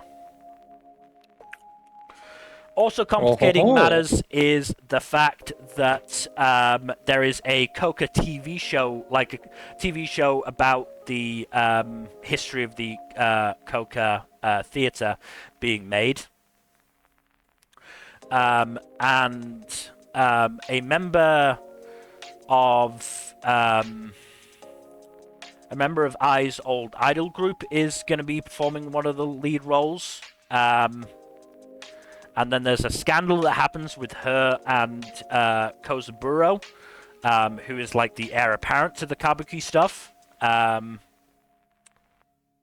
and who Sarasa maybe sort of suspected was her dad, but she asks him and he says no, and she goes, yeah, I kind of figured. She also breaks up with Akia, her boyfriend, at the end of volume 14. Oh, dang.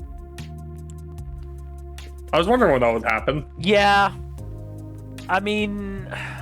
I don't dislike the character from what I've seen of him. He's a clearly good dude.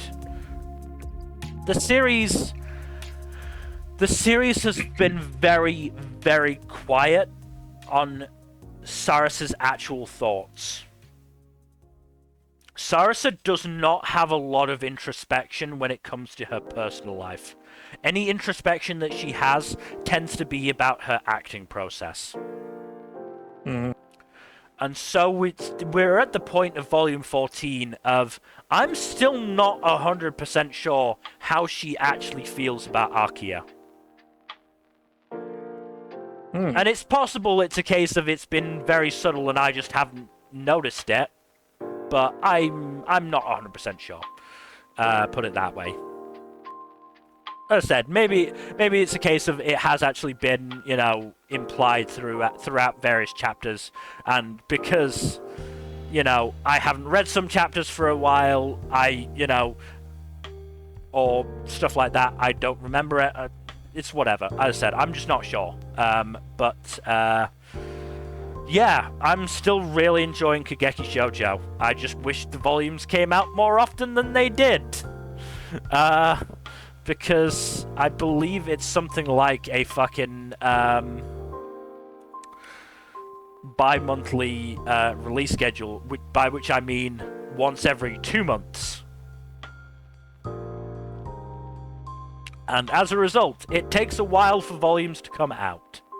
Admittedly, this year has been incredible, because compared to 2024, that had one fucking volume released in October of 2024, when the volume before that was October 2023,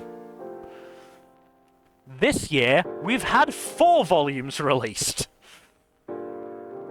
That said, after that, I think we're going to be waiting a while, because the most recent volume came out literally today, volume 15, and the most recent Japanese volume is volume 16. So yeah, might be a bit of a while now. But yeah, no, definitely a very enjoyable series. Very enjoyable series. But we should move on to our next one, which is Kagurabachi. So much fucking shit going on in this series. So we ended last year with chapter 62, which was about a third into the Swordbearer assassination arc. We are still technically in that arc. We are still technically in that arc at chapter 106. Admittedly, I believe they have actually split the...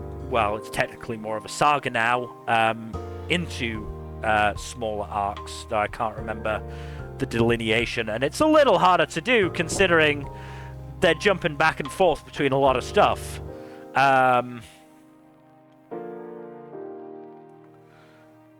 So yeah, basically, Chihiro ended up in a fight with Samura and Hirohiko. So what was... Oh god, that's how far back we are with 63. Okay. Yeah, that 63 is basically when Chihiro and the Masumi, if I'm remembering their name correctly, go and rescue Iori.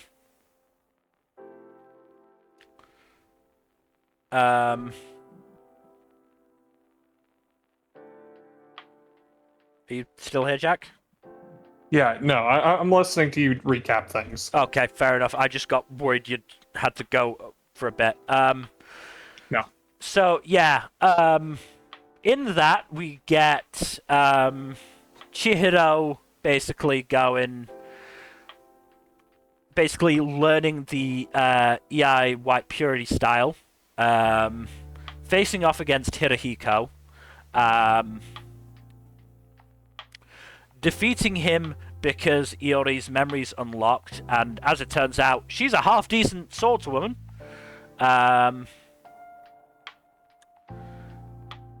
The memory's unlocking means that Samura arrives, fucking aura farming like a bastard. So then it turns into a three-way fight between Samura, Hirohiko, and Chihiro. Unsurprisingly, Samura takes out Hirohiko because Samura is a fucking war vet.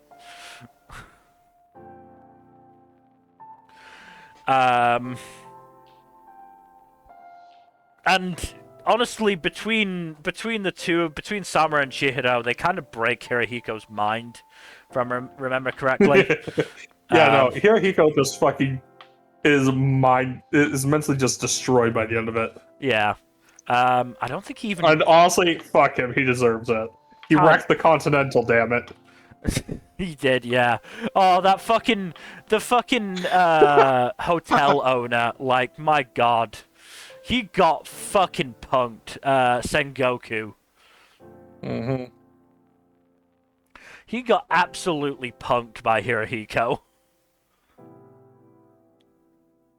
Yeah, no, it's crazy. Like, brutally so. But yeah, then,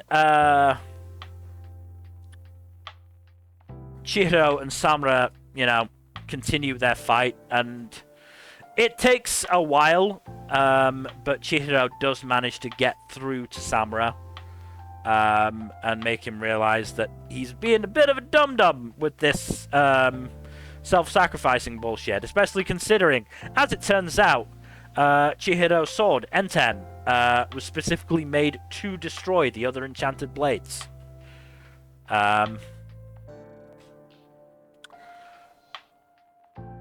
So again, we get a really good scene where Samura finally heals his eyes. Because yeah, that's one of Samura's abilities. He can just fucking heal himself from lethal wounds. At that. Yeah, no, it's crazy. He also healed his fucking sword when Chihiro put a crack in it. The bastard. Also insane, yeah. The bastard. Just like... but yeah, Not to mention all the aura farming these bitches get up to. Oh, I mean, 100%. This is aura farming series, and Samura is the key. Samura in particular, yeah. He just does it on instinct, apparently. But yeah, so Samura had healed himself a few times before that, but left his eyes alone. Finally, he heals his eyes. We get him opening his eyes. Really good fucking, what's the word I'm looking for? Really good scene showing that, as he physically heals his eyes, he spiritually opens his eyes to, the fact that there may be a future for him, blah-de-blah-de-blah. Then we cut over to the Kamunabi headquarters, because as it turns out, the other 7 members of the Hishaku are leading a fucking raid. And they're after the sword Saint. Raid Shadow Legends. Sorry, wrong thing. They're after the fucking sword Saint, and they cause some chaos, because as it turns out, they have some members of the Kamunabi who are working with them, willingly, some others who are only working with them because of hostages. And hey, as it turns out, the Hishaku are smart villains. They release the hostages after the people have done what they want, even if it's killed them. Yep. Even when it's killed them, I'm fairly sure they all died. But yeah, they actually, follow through on their word. Good for the Hishaku. Yep.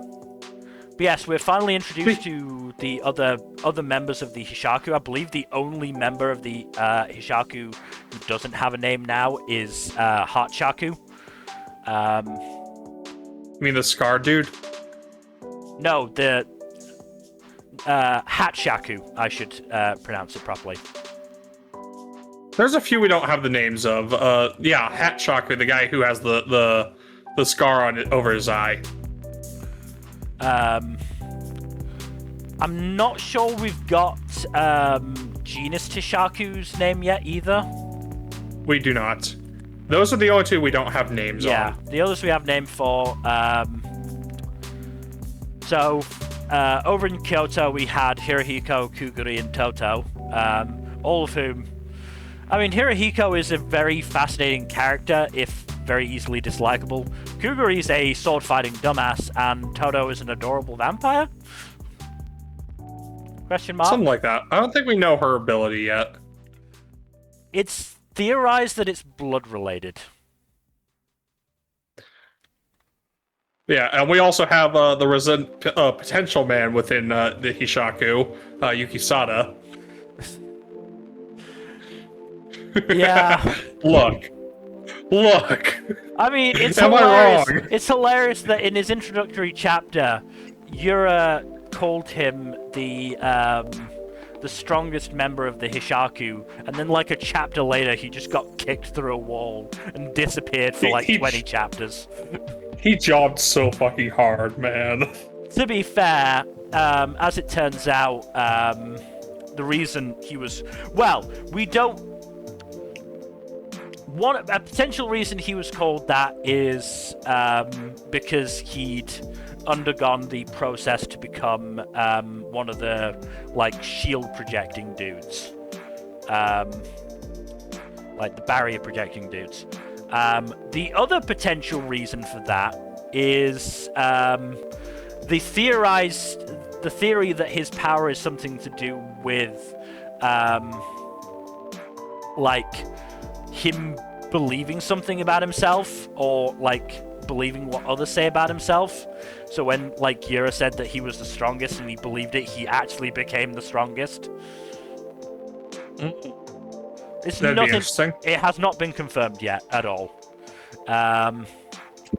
The other major introduction we got from the Hishaku in this arc was Hokuto, who is... Oh god, fucking Hokuto. Who is a glorious fucking Blood Knight bastard.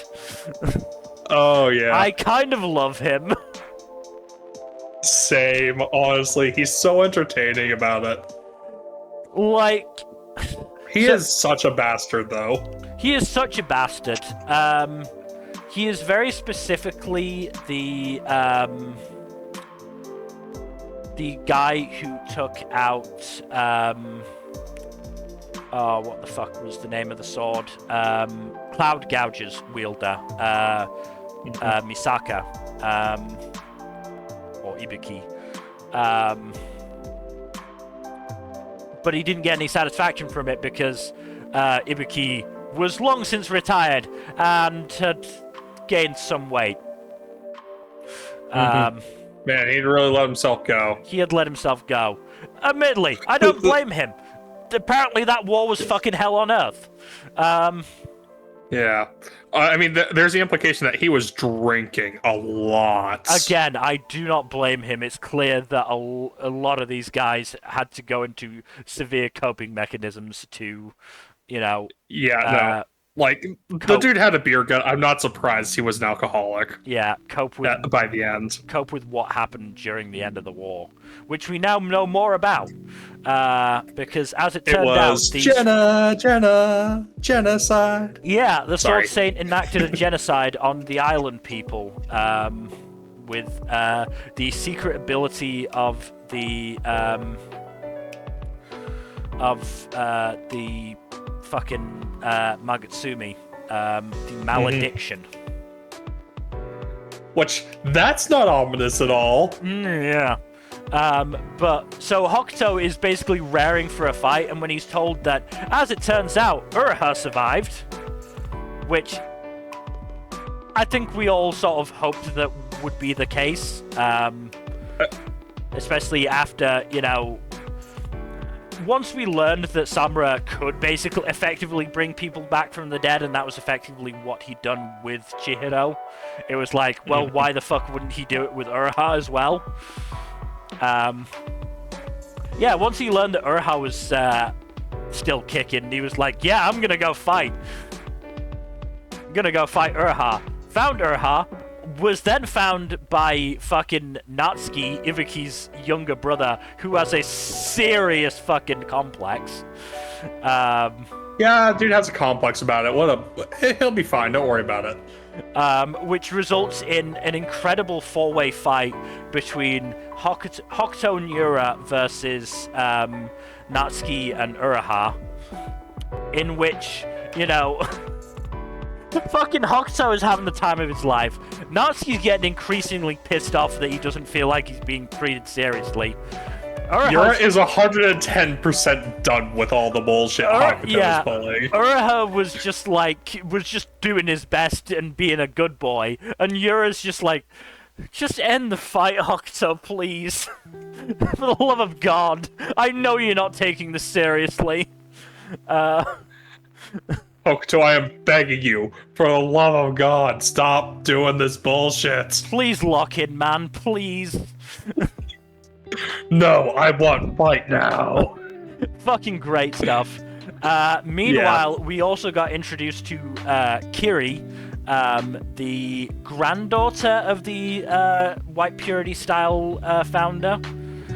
Yes. Who is Kiri-chan is great. I love Kiri. I love her so much. Yeah, no, amazing. Because she's this fucking like quite small woman who loves cutesy stuff, but is also a murder machine. And she wields a fucking Odachi. She wields an Odachi that she's called fucking Onichika or Oni-chan. I can't remember exactly what it 100% what it was. Something like that. But basically, she like says, "Oh, this giant sword is super cute, and it'll show that my grandfather is a misogynist dick who's wrong." Yeah, no, it's great. The sword is taller than her. And yet she wields it really well. She dances around it. It's fucking great. But yes, she is basically bodyguarding for Hakuri through this whole thing. Yeah. As it turns out, Hakuri's having a not good time. Hakuri's having a real bad time. Hakuri's having a real bad time because a lot of people have died in front of him, and he's not able to do a lot about it. Yeah, no, he's not handling it the best. Then we learn that which one was it? Was it Izuru or Kasen who was the trader? I think it was Izuru. It was Kasen. Was it Kasen? Okay. Kasen's the big bearded guy, right?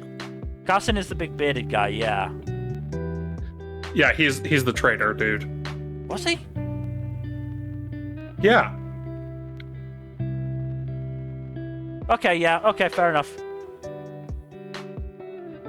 Yeah, okay. I think they were like, oh yeah, one of these two people is the trader. It was between Kasen and I think it was Yatsuru, and it was like, oh, it's Kasen. Okay. Yeah. Okay, yeah, fair enough. I was just trying to remember the scene where Azumi punched his fucking face in.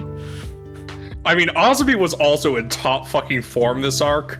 Oh no, Azumi is fucking insane. Like, first we had the fucking aura farming bullshit of having his own arena that has his own fucking background fight music. Uh-huh. Like, his own fucking boss music. And then, you know, he cuts off Carson's villain monologue instantly. Goes to fight Yura, who at this point has managed to get his hands on the Magatsumi and is managing to use it. Yura cuts his fucking... Well, first Azumi does actually manage to take Yura down for a spell with his fucking sorcery, which is fucking like... What is it? Like coin. Allows them to create 10 yen and 1 yen coins and utilize their different ionization characteristics to produce powerful electrical currents. It's some like physics bullshit, and it works. It's some medical physics bullshit, and it works incredibly. And it meant that we had the hilarious scene of fucking Yura being taken down by coins, and everyone going, he's such a broke ass bitch that even the sight of that little bit of money just killed him. But yeah, then Yura was able to communicate with the Sword Saint, with, as we now know, Akimura Soga, and they apparently got on quite well, unfortunately. They got on quite well. Soga decided to allow Yura to wield some of the Magasumi's power, and yeah, that went poorly for a while, until Hakuri pulled out a fucking, clutch move. Clutch play. Because he fucking brought the... Because basically the issue was that there were two barrier guys, keeping it going. Or at least I think the Kaminabi barrier guy was, keeping the barrier up, and then Yukisada was, manipulating it. And so they basically then went... Hakuri basically then went, okay, I'm gonna take the Kaminabi barrier guy into my warehouse. That takes him out of the picture. Barrier comes down. Chihiro and Samura can now get in. Oh, no. More importantly, Shiba can get in and fucking teleport Yura out.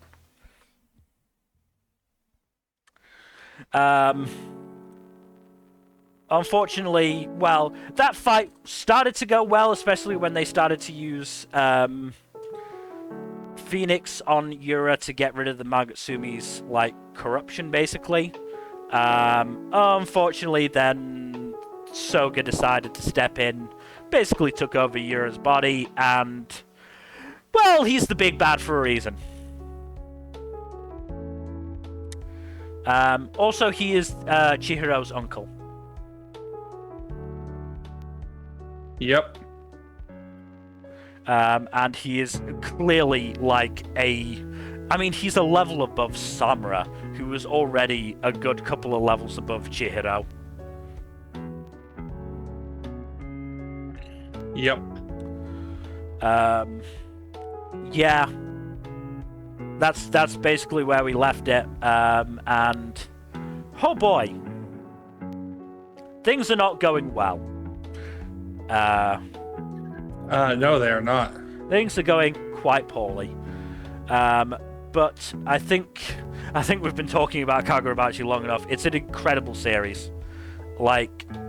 If there is any series I would recommend somebody start in Jump at the moment, it would be Kagurabachi, I think.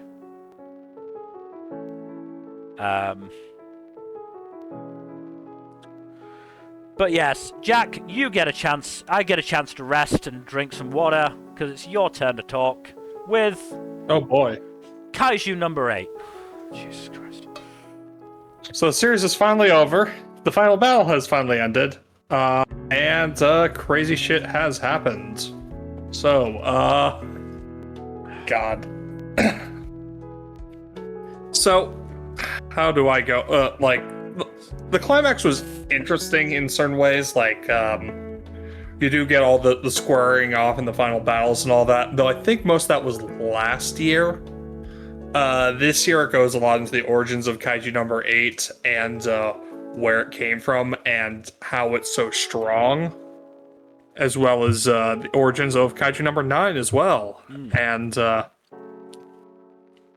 all that noise, all that shenaniganry there.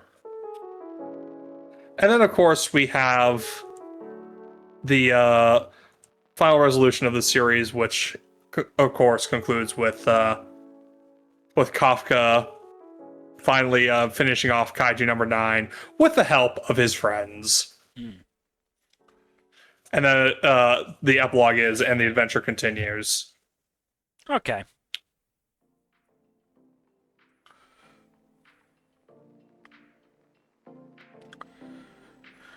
So, good ending or mediocre?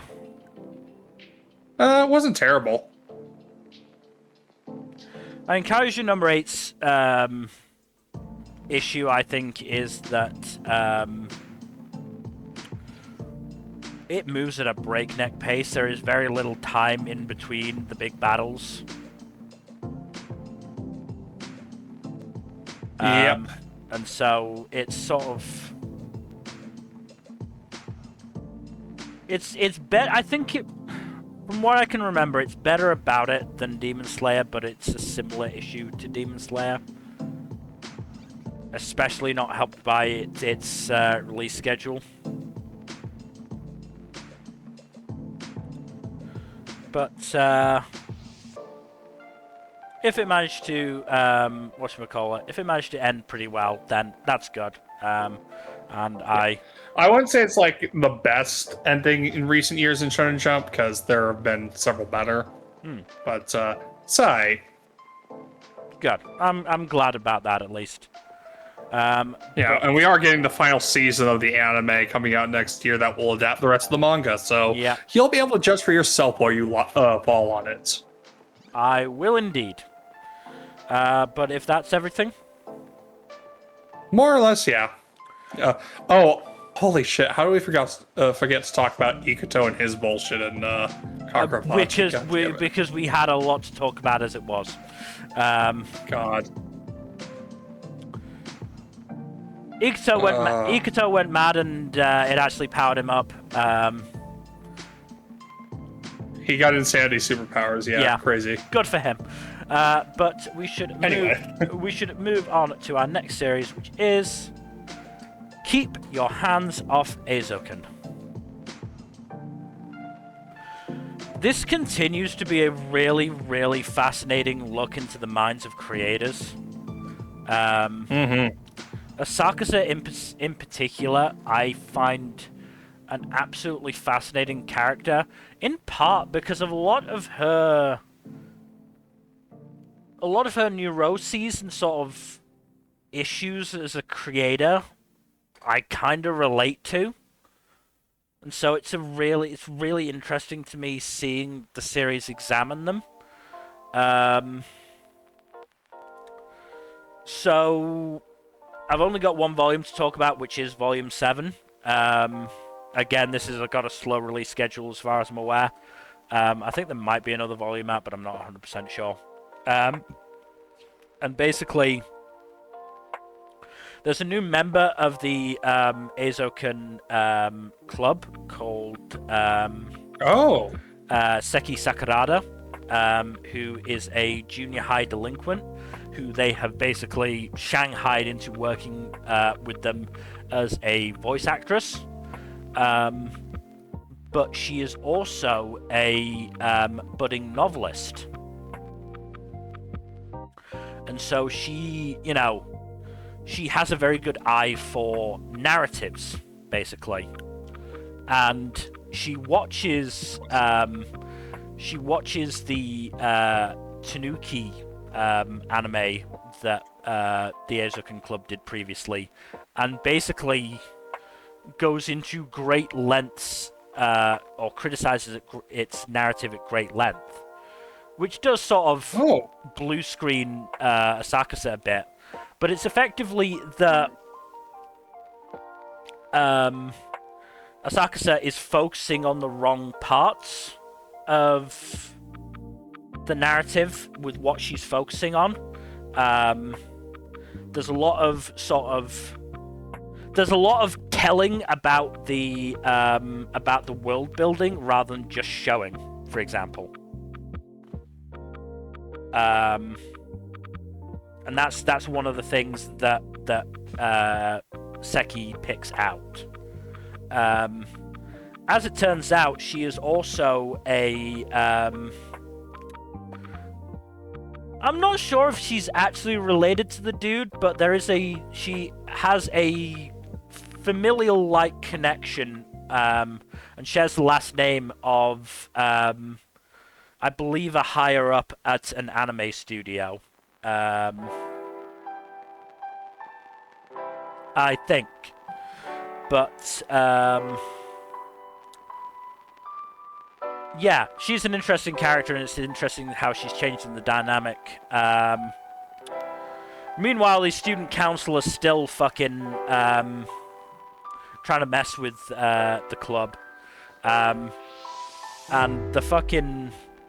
Well, partway through, we get a full-on fucking military assault on the Eizouken club that they have to repel before escaping. At which point they go to the festival that they're submitting their latest project to. Festival/contest. And they get through the first round, but the judges are old fucks who try to basically, like, say it should be more generic.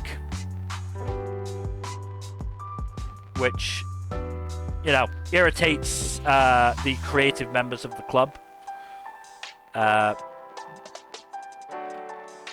But then we get a scene showing that, hey, these guys are actually fucking corrupt bastards as well. Because one of them in particular gets effectively bribed by, I think it's a councilman? No, assemblyman. So, yeah. Lots of stuff happening in Eizouken. Some of it very interesting creatively, and some of it militarily focused. Wildly. Because this world is insane.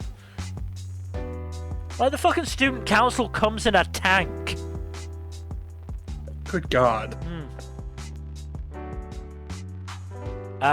But we should move on to our next series, which is Kill Blue, which also ended this year.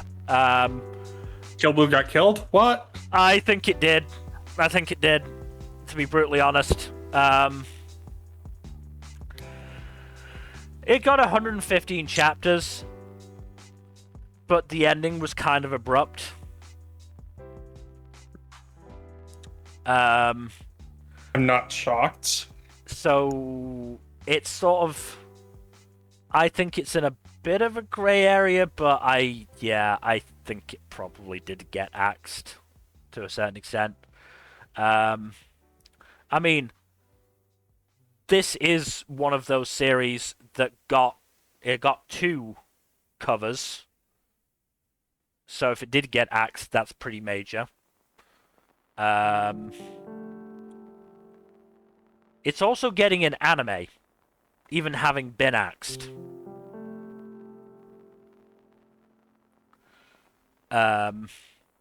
Which, again, very interesting, to say the least.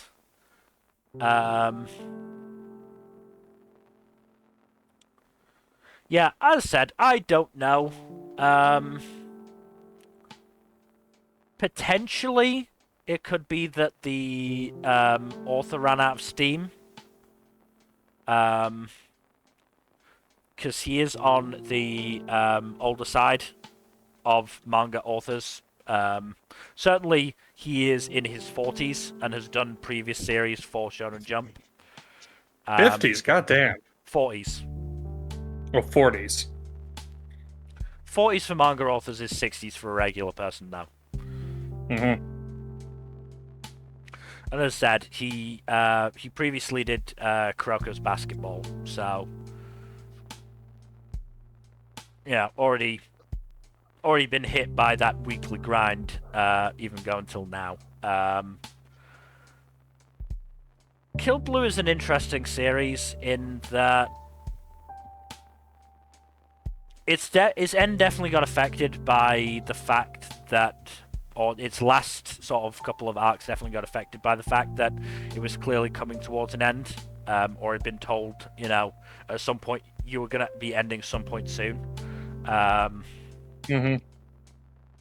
So there's definitely a bit of rush and some loose ends that don't get tied up particularly well.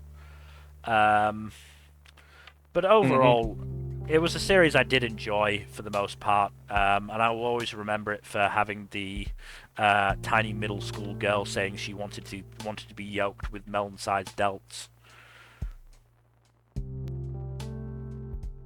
I will always find that funny. There's not a huge amount more for me to say, to be honest. It ended relatively unceremoniously. As I said, I don't know whether it was axed or if the author decided to end it on their own. I hope the author decided to end it on its own. Otherwise, it means that they are willing to axe series that have gotten covers, which would be bad for series that I love, potentially. But, yeah. I think we should move on to The Mage Next Door. Also a very new series. Same batch as Hero Girl and Demon Lord and Gonron Egg. Of those three, which do you think is likely to last the longest? I know Gonron Egg is not, but... My personal favorite of the three is Hero Girl. Mage Next Doors is another comedy series, and the comedy has been semi-hit or miss. I would say it's hit more than it's missed, but there have been some definite misses.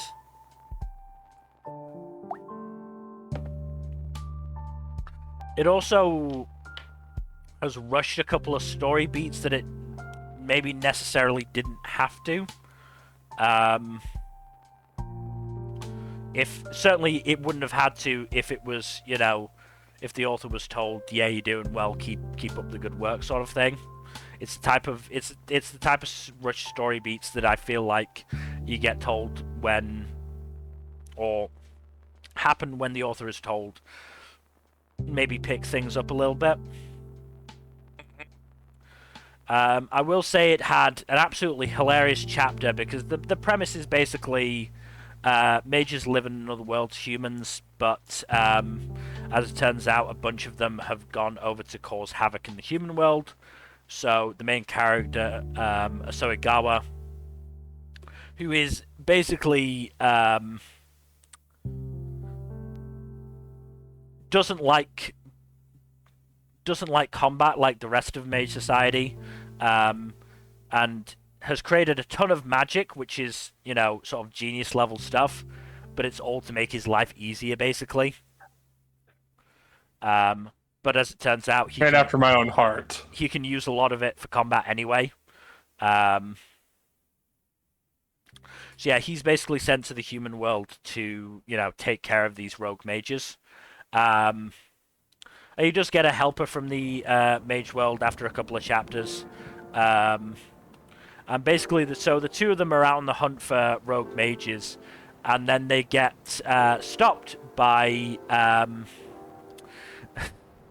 a maid from basically a fucking, magical girl maid cafe. And amazing. The maid is in full character. Oh yeah, I'm a mage. I want to stop the evil in the world. And they're just like, fucking great. We'll come straight to your place, and we can talk this out. And it's absolutely hilarious. The two mages are getting, completely not understanding that this is, just a bit for a maid cafe. The maid cafe people wow, they're really getting into the concept. Good for them. It's just a comedy of errors until it's finally revealed, and it is quite funny. But yeah, I don't want to I don't know how likely it is that this is going to survive, but I don't want to get my hopes up with it, to be honest. Understandable. it's one of those series that I could definitely see getting axed in the future. And The Axeman cometh for a sawmill. yeah, and it's not got the vibe of a series that I would say is definitely going to be successful. As the thing I've said before, there are certain series that have a vibe that I just look at and go, yeah, no, this is going to last for a while. Mage Next Door does not have that vibe to me. Hero Girl and Demon Lord, I think, kind of does. Like, it's feeling pretty confident in itself, and it's not, like, rushing anything. Whereas Mage Next Door, as I said, sort of is pushing on certain stuff that it maybe should have left for at least a few more chapters in the future. But let's move on to Malevolent Spirits Mononogatari. I am finally past where the anime stopped. Ooh. It took me 7.5 volumes, but I'm finally there. And shit is hitting the fan. Damn. Because we get a meeting between the heads of the three major families. The Tsuji, the Kunatos, and what was the name of the other one? I don't remember it. Sorry, give me a second. I know they introduced themselves. Please allow me to introduce myself. Yachimatas. The Yachimatas.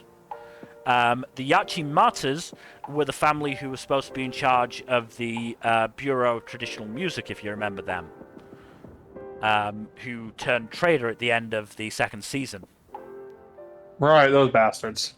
So, you know, the Kunatos and the Tsujis are very much like, what the fuck were you doing? Meanwhile, the Yachimatas are trying to be like, no, we planned for this. Clearly, the Kunatos are being too lax with Botan's, you know, security detail, protection, whatever, so we need to basically imprison her. And it's basically decided that neither the Kunato's extremely lax approach nor Yachimada's extremely strict approach is the right one. So instead, what they'll do is they'll go for sort of a middle ground. And they sent the Tsujis and the Yachimadas sent each of their heirs to the Nagatsuki household to basically keep an eye on things and protect Botan. So we get introduced to Yachimata Sumire, who has a history with Hyoma, which is hilarious because she has not met Hyoma for quite some time and does not realize he is mellowed out significantly.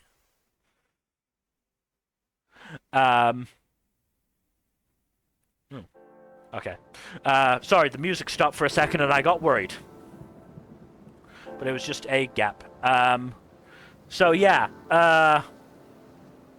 we also are introduced to Tsuji Shirayuri, who seemed quite sus, but in the end, actually on the side of good. As it turns out, the Yachimatas, certainly the head of the Yachimata family, has turned traitor and has joined up with the Paper Umbrellas and wants to kidnap Botan. And goes through a bunch of, like, so basically, he gaslights Sumire into thinking that the Kunatos are hiding something on the about the Nagatsuki dowry Tsukumagamis. And when she goes to investigate, she's attacked mysteriously, and Yachimata basically blames the Nagatsuki Tsukumagamis and sentences them to death.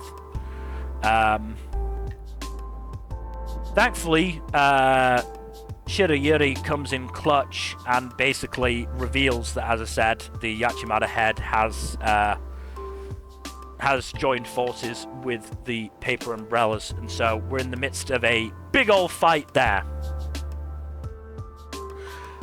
Meanwhile, Zohei has formed his group of Sainome to hunt down the Paper Umbrellas, Tsubaki being a part of that group. So, waiting for updates there. Yeah, Malevolent Spirit is still a very good series, and a series I greatly enjoy. I'm looking forward to. I think I've only got sort of 5 or 6 more volumes to go, because it's not that long of a series. I think it's only 16 volumes, if I remember correctly. Which is nice. I'm quite glad to have a bit of a shorter series rather than, 30 plus volumes like a lot of the stuff that I read. Looking at you, my hero, I've got 32 volumes for you, and that's not even all of them. Yeah, 16 volumes. So I'm a couple behind, but I will try and get back on that track. Yeah, no, definitely a very enjoyable series. Moving on to another very enjoyable series, though, Medalist. So, because I know you are going to watch Season 2 when it comes out in January, I will keep spoilers to a minimum.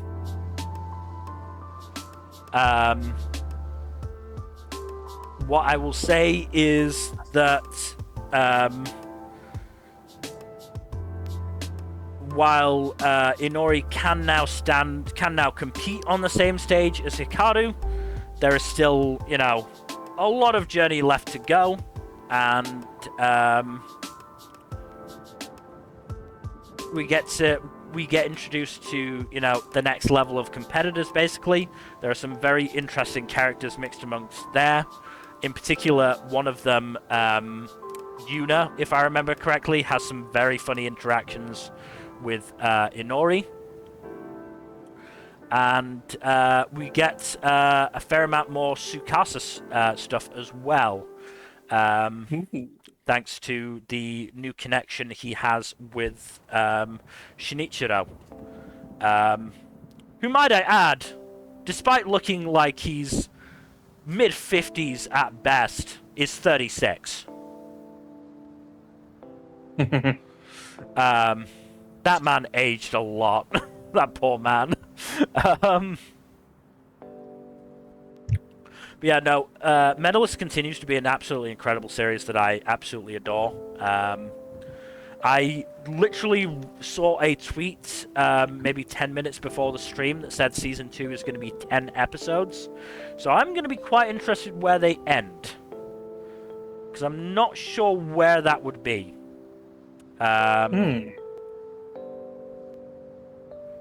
I have a feeling it's probably going to be the next it's definitely going to cover the next competition, but how far past that they go, I'm not 100% sure.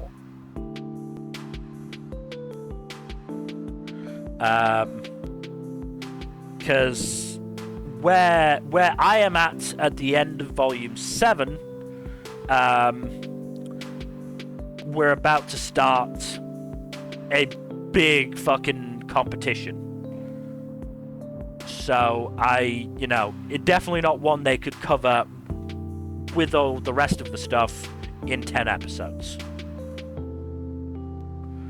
So, like I said, I'm not sure. We will see.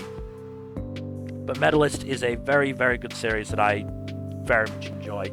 I mean, if nothing else, there is a volume that I haven't read yet that I wasn't able to get to before the stream started. I'm going to read that. Maybe not tonight because I've got anime to watch, but certainly tomorrow. And I'm getting another volume of the manga for Christmas that I'm going to be definitely reading. So, yeah. Let's move on, though, to on and off work-life balance. So this is the series where there's a guy and a girl who work in the same office together, and then they come across each other outside of the office and discover that the guy likes dressing up in Femme Lolita stuff, and the girl dresses, very androgynous punk style. Oh yeah, I remember that. Hearing about this one. It's a very interesting series that I think is doing some really interesting stuff about gender non-conformity, certainly in dressing sense, because very much so there is no indication that oh god, I'm not remembering names. Please have an entry somewhere that I can have names. Please. If only the internet were so kind. Okay, that works. Sotaro, the guy who dresses in Femme Lolita. There is no indication, for example, that he is a trans woman. He very much does identify as a boy, but just likes dressing up in, cute stuff, which is fair enough. Good for him, honestly. Yeah. There is very much an indication that his family has effectively disowned him for those interests. We haven't gotten a full backstory yet, but we are currently at Oban, and he is. When he was asked if he was going home to his family, he said definitely not, effectively. So, yeah, there's definitely some stuff there, and we've gotten a couple of flashes, like a couple of panels, but nothing major. So instead, the girl Hanku invited him to come with her to meet her family in her hometown. And when Sotaro arrived in a dress, effectively it was a dress, in a femme outfit, he did get worried about what Hanku's family would say. They're actually really nice people. They just accepted it instantly and said, and the more fashion-focused members of the family was like, yeah, you've got to come with us, and we'll fucking do some stuff. We'll do some shopping and makeup and stuff. So yeah, really nice. That was a really nice chapter. Again, the issue with this one is just that it just does not come out very often. What is it, a monthly? Not even? There's how many chapters am I seeing? 1, 2, 3, 4, 5, 6, 7, 8, 9 chapters this year. Part of the issue is I think it was originally a Twitter series like Green Yuri. Mm-hmm. And it's now being adapted into a proper manga. But yeah, it's slow on the release, but as I said, it's a series that I'm really enjoying, and I would honestly recommend. I think it's a really strong series from what we've gotten so far. There has been some romance stuff between Sotaro and Hanku as well. I'm not surprised. They're the two leads. Yeah. It's actually been moving at a pretty decent pace because... So basically, we're introduced to one of Hanku's friends, Tomotsu, who also dresses punk. He's actually the one on the cover of the cover that's on screen right now. And Sotaro is wondering if he's Hanku's boyfriend, basically. They get a moment alone. Tomotsu says, "No, I'm not dating her, but do you like her romantically?" And Sotaro says yes, which Hanku overhears. Oh boy.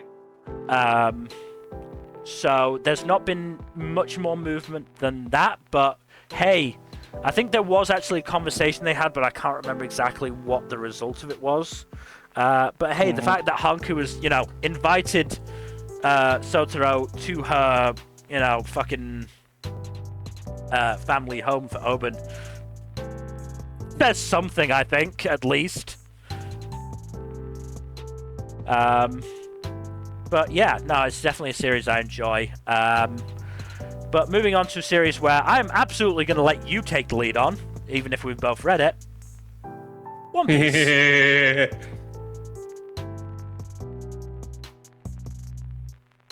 This arc has been fucking nuts. We are towards the end of the longest flashback in the series at this point, and a good part of the reason that the flashback has been so long is because we finally got the tea on the Rocks Pirates, and holy shit. Like, so much lore drops, so much in the way of lore drops are going on in this flashback. Like, it's kind of just insane.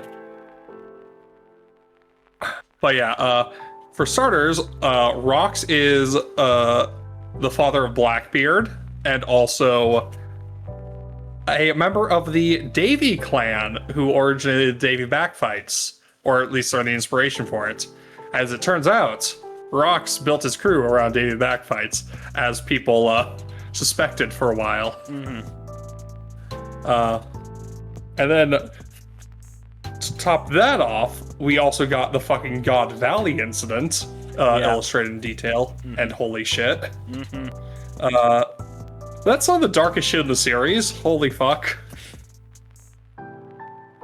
I don't even know how to describe all that shit. Or I do know, I don't want to. Yeah. Then, of course, we got... we also got the inclusion of the Empresses of Amazon Lily and how they factor in. As it turns out, Shaki was Helen of Troy, aka she got kidnapped and was placed as the prize for the God Valley incident. And as it turns out, the Rocks Pirates and the Roger Pirates did not like that. Yeah. And they came a-calling. Oh, we did get some very sweet moments between Shaki and Rayleigh, of course, as well as Shaki punching fucking Sommers through a wall. Not punching, but you know what I mean. Yeah. Speaking of Sommers, he is actually an absolute piece of shit. Good God. Shocker. I know, all right. Like, out of all the Holy Knights, like they've made him like the designated hate sink. It looks like, and a damn good job with that. To be fair, Shanks' brother, not much better. Shanks' dad. No, he's not. Shanks' dad, not much better. Oh, fuck, Garling. Like, he started with a fucking handicap, and he still got the most quote-unquote kill points at God Valley. Which says a lot about the man's aptitude for genocide. Yeah. Also, he's the one who finished off Rocks after Rocks fought Garp and Roger. Which, oh yeah, Emu was at God Valley, not directly, but they intervened, and Domir versied Rocks, which that turned out badly for Rocks. Yeah. Kind of a oh fuck situation. Yeah. So Domir versied Rocks wound up taking out several of his own crewmates, and almost killed his wife and kid until the goat Bartholomew Kuma intervenes. And yeah, we also see the Rocks Pirates in action at several points. Cheeky is particularly fun in the flashback.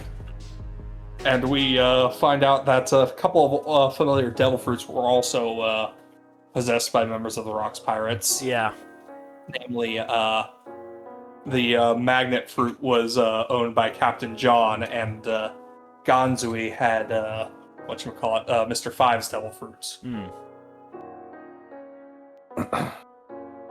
Yeah, we see the whole story of the Rocks Pirates, and now we're back to the 3-minute long telling of Loki's flashback of the day Harold died. Oh yeah, speaking of Loki's flashback, his backstory's really fucking rough. Yeah, just a little bit. Just a little bit. Like, the poor kid had a real bad time. Very much so, yeah.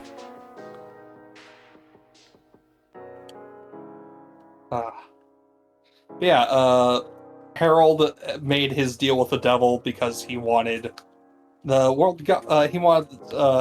to be accepted on the world stage as part of the world government, and yeah. That did not go well. It did not. As it turns out, Emu is kind of a snake. As it turns out, it went horrifically poorly, and he got mind-whammied and basically begged Loki to kill him. Yep. Sent Loki off to get the Devil Fruity, the legendary Devil Fruit even, and stabbed Jarl in the head. Don't worry, his helmet protected him. Yeah. It's also very interesting that Shanks happened to be visiting Gaban at the time, so they were both there. Mm-hmm. Though, and good thing for it too, because otherwise Loki would have been fucked. Good thing for it too, but it either means that Gaban was lying about not having the whole story, or he doesn't actually know everything that happened.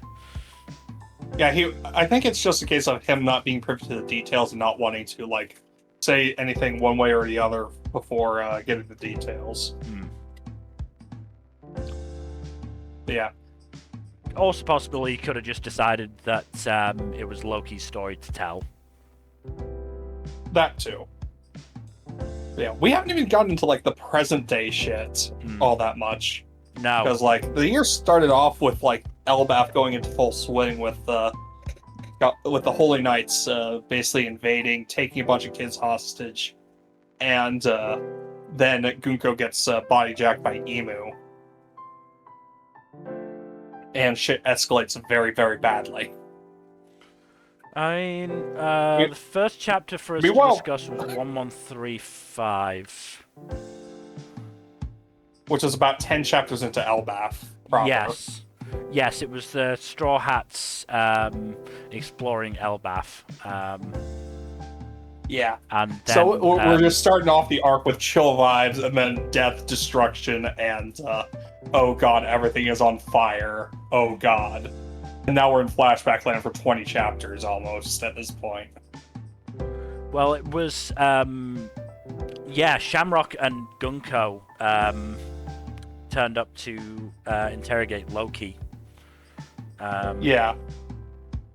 Start of the year, yeah. In that chapter, so yeah. Basically, all of the conflict on Elbaf that has kicked off during the course of this year. Yeah. It's just kind of crazy because, like, the back half of the year has been all flashback, and holy shit, there's so much. Yeah.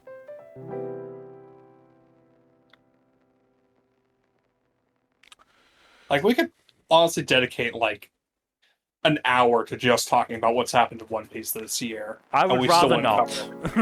Exactly. Not on this stream. We have also talked about individual chapters at several points during our individual streams. Yes. Suffice to say, a lot has happened this year, and I am looking forward to more crazy shit next year. But yes, we should move on to our next series, which is One Punch Man. Jack, I'm going to go to the loo while you talk about this, so please try and kill at least a minute or two. Will do. So, Saitama has finally resolved the ninja village bullshit that has been going on for the past couple of years because of all the redraws. So that's fun. And now we are getting properly into the Neo Hero saga, which sees the introduction of a new organization that is basically a competing hero agency with the Hero Association. We are meeting some of the big names within Neo Heroes, and also seeing how they interact with the Hero Association and its members, plus some alums, because some of the Hero Association folks have flipped, or quote unquote flipped, over to Neo Heroes.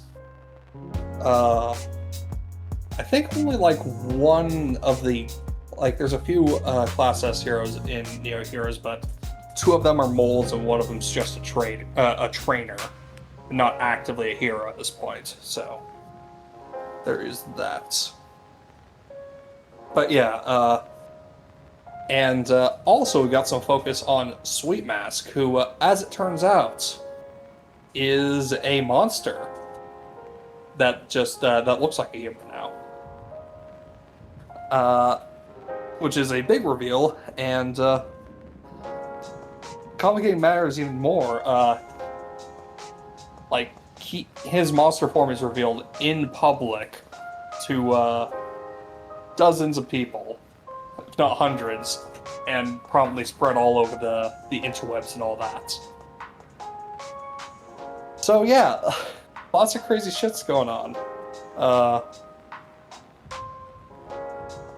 And caught up in all this further, Saitama basically intervened to help Sweet Mask escape from being mobbed by the public at large over his monster transformation.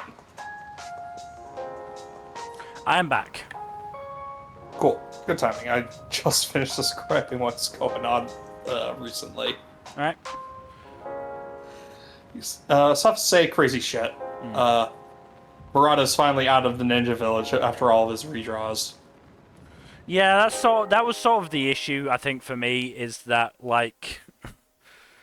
the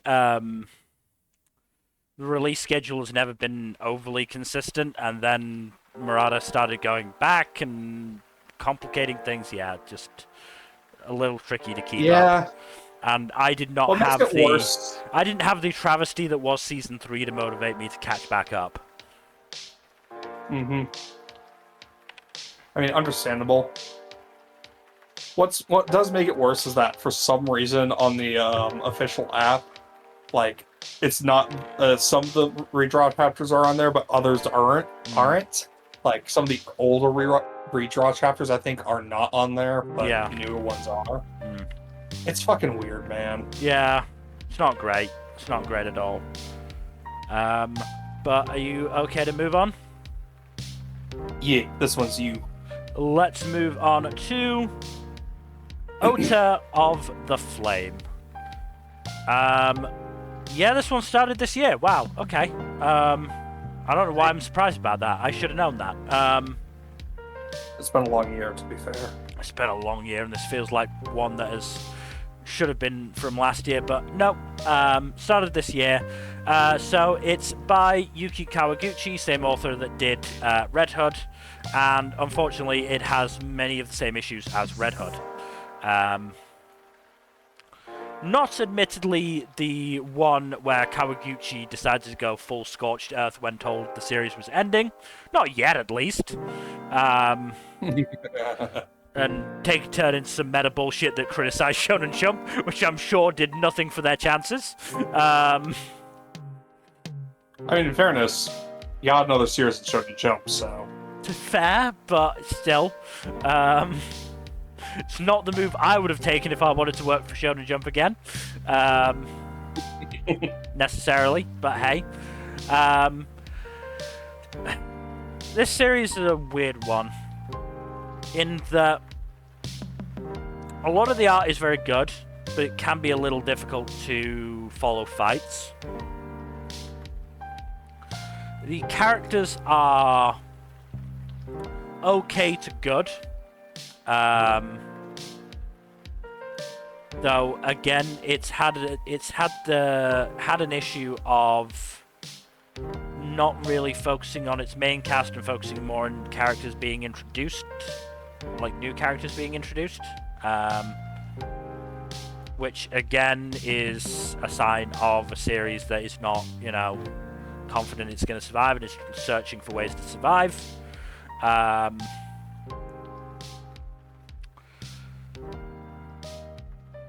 The other issue is that even though...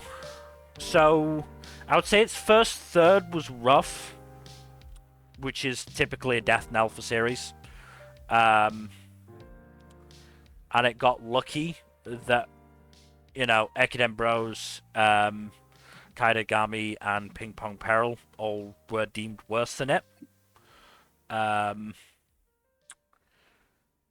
Especially, to be fair, at the time that the axings, those three axings were happening, it did take an upturn. Its third arc, I can't remember exactly, was definitely an improvement, and definitely one that I enjoyed. Its most recent arc has been good, but it's been hindered by the fact that it's rushing a lot, because it definitely does seem like it's coming to an end. So the basic premise is that the Ice Kingdom is invading the rest of the world and bringing, you know, eternal winter with them. Nice. Ota manages to be possessed by the Flame Spirit and, you know, goes around bringing warmth where he can. La la la la la la. In the most recent chapters, the fucking Ice King himself, who, you know, theoretically should be an endgame villain, has been introduced and has appeared in front of Ota. He has revealed that the reason they were the Ice Kingdom was invading everywhere is because long ago there was what were they, demons, something like that? I don't remember exactly.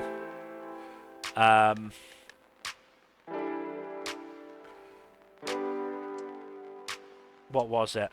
No, the evil king is on the verge of resurrection and is located within the Ice Kingdom.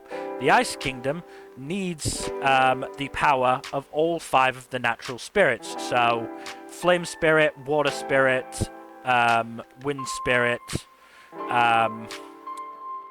Iron Spirit, and then I don't know if we've been introduced to the last one. I can't remember for sure. But when the Ice Kingdom asked for help, they got turned down because humans are dickheads, and so they decided to invade instead. So, yeah. The fact that this big reveal of, you know, the guy we thought was supposed to be the endgame villain is actually semi-sympathetic, happening at chapter 32, I'm gonna say that's not a good sign. Not for longevity of the series, no. The other thing is, if I just quickly have a look, Oda's average rank is 15.56. It has had 1 color page, bar the first 2, and it has not had a cover.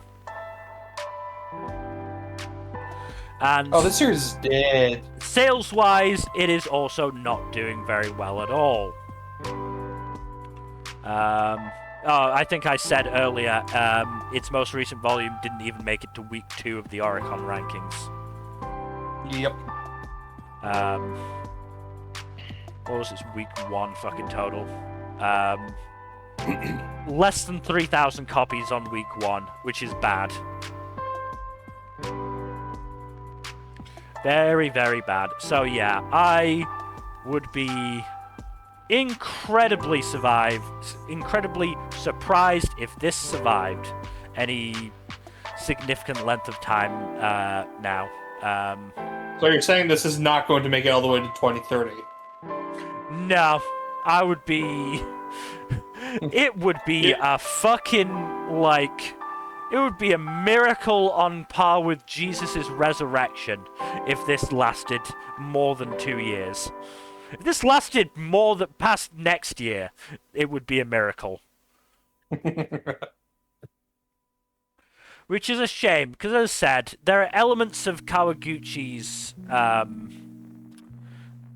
abilities that are very good, but I think they definitely need a rider. I don't think that's their strongest point, and that's what's doing them in.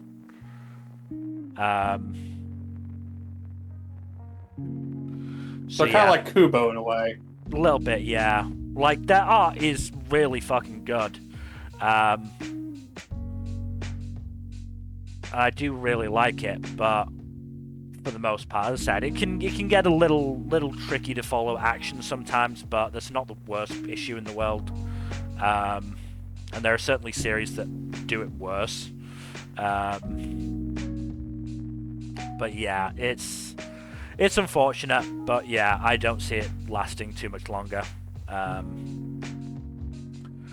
Let's move on, though, to another Axed series, which is Ping Pong Peril.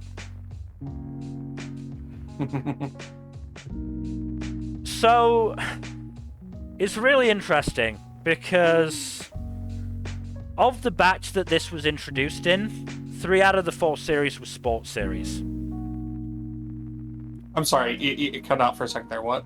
3 out of the 4 of the series in the batch that Ping Pong Peril started in were sports series. Interesting. Which very much feels... That might be why so many of them got axed. It might be why so many of them got axed. It might also be an indication that Jump is trying to find its next big sports series. Maybe they just shouldn't have dropped all of them at once. It probably wasn't a great idea. I mean, the point I was initially going to make and then, got distracted by because, ADHD, is that they were also quite different sports series. Certainly, Ping Pong Peril was different compared to Ekiden Bros and Harukaze Mound, in the sense that Ping Pong Peril was very much more on the Kuroko's basket end of over-the-top sports, ridiculous sports. Mm-hmm. Larger than life and all that, yeah. Yes. And for a while, that was working. And then they did the fucking skeevy teacher arc, and I think that was its death knell. I think that's what killed it. I remember you talking about that, or rather complaining about that at length. Because that match lasted longer than any of the others, and it was just kind of shit. And after Only that... kind of shit? Not totally shit? It was fairly... it's not totally shit, because there were some redeeming qualities in that some of the moves were kind of clever, but, the opponent was just shit. Totally shit. Of course. And after that, it definitely felt like they started rushing towards an end, because they had a big match between the pro tag and his and the person he looked up to when he was part of a ping pong club. That person happened to think that the protagonist was a genius and hated him for it, and so there was a whole thing there. And then they went to fucking space and played ping pong in space. I'm sorry, what? They went to space and played ping pong in space, because as it turned out, the whole Ping Pong Peril thing was only created because other fucking members of other races and planets were starting to move towards Earth, and apparently they do diplomacy through fucking ping pong. And so they were trying to find the best ping pong player on Earth to be the fucking ambassador for these other planets. Or fight them, I can't remember. Honestly, it was dumb bullshit. It was real dumb bullshit. In a series that had a lot of dumb bullshit, this was the dumbest bullshit.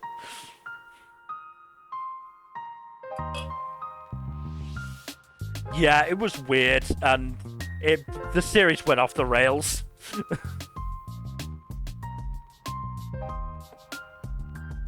It jumped that shark badly. Holy shit, it's gone into orbit! It did jump that high, yes. But yes, we should probably move on to our next series, which is Red Cat Ramen. This has been fun. I'm not 100% sure how much I can say because there's only so much I remember about the series because it's just sort of cute. It's mostly just cute antics. There's very rarely anything serious ever actually happening, which I'm absolutely fine with. I mean, the big thing is that Jewel, one of the cats who started working there after the series started, wasn't there when the series started, has moved to Italy to help train cats there to, be part of the workforce, I guess. So there's a tiniest bit of drama there in that, the other cats miss him, and, are upset he's gone, but also, don't want to stop him from doing what he loves, sort of thing.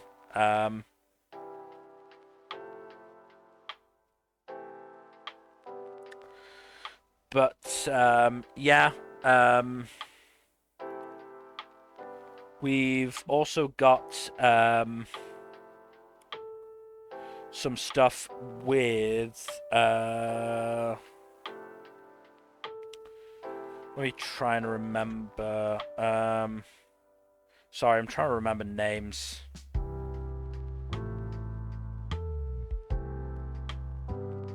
So there's another cat who's joined after the fact.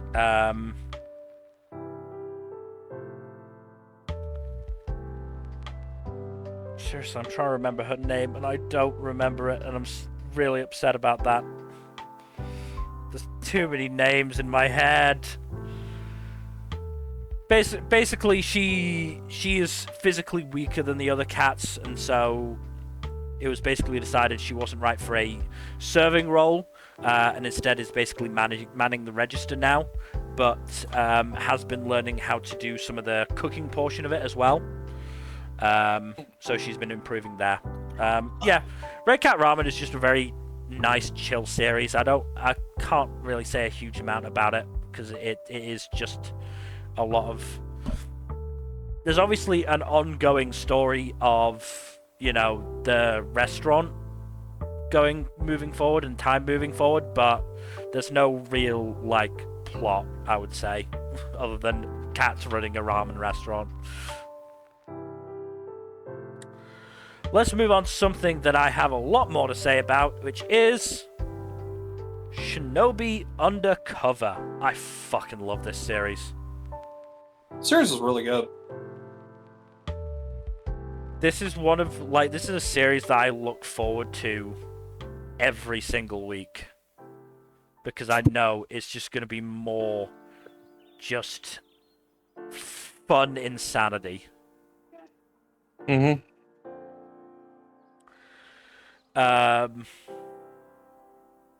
So this year we've had, I believe, the introduction of Suzume. Fucking love Suzume. She is incredible. Mm-hmm. She just adds such a fun dynamic to the squad, and is also clearly very capable. Mm-hmm.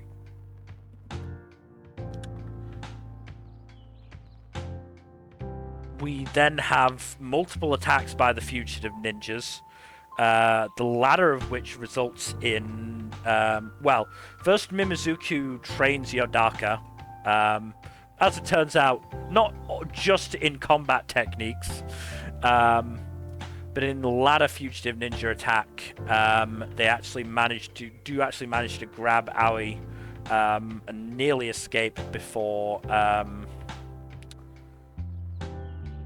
Yodaka and the others managed to step in. We also had the fight against squad number 6, which was very interesting. Because it introduced Yodaka's ultimate technique, compartmentalization. You have no idea how much I laughed when, they've been hyping this ultimate technique up for most of the chapter, and then it's turned the page, and it's Yodaka going, take the thought, put it to the side. Oh, I have room for this. How'd that stack get so high? And then the chapter ends with him actually doing like a super secret ninja technique. And it's just like, is that not the ultimate technique? Oh god, it's so funny.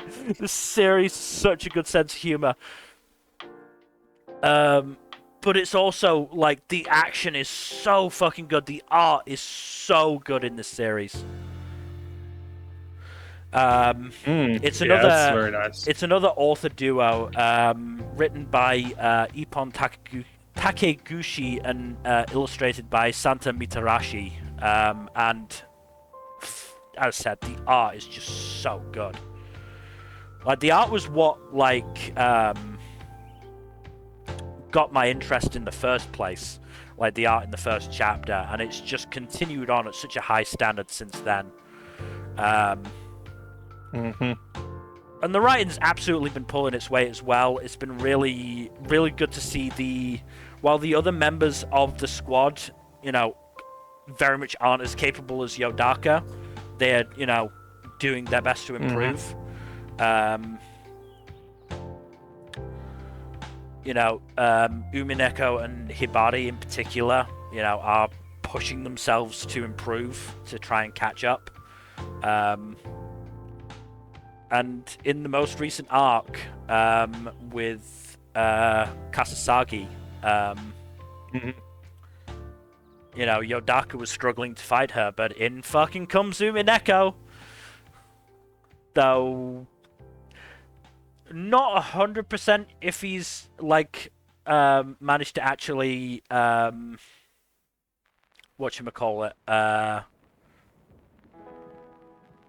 unlock his Kekai, I think they're called, his power, or whether he's just faking it. But either way, actually managing to come in and save Yodaka like that is a really strong moment for him.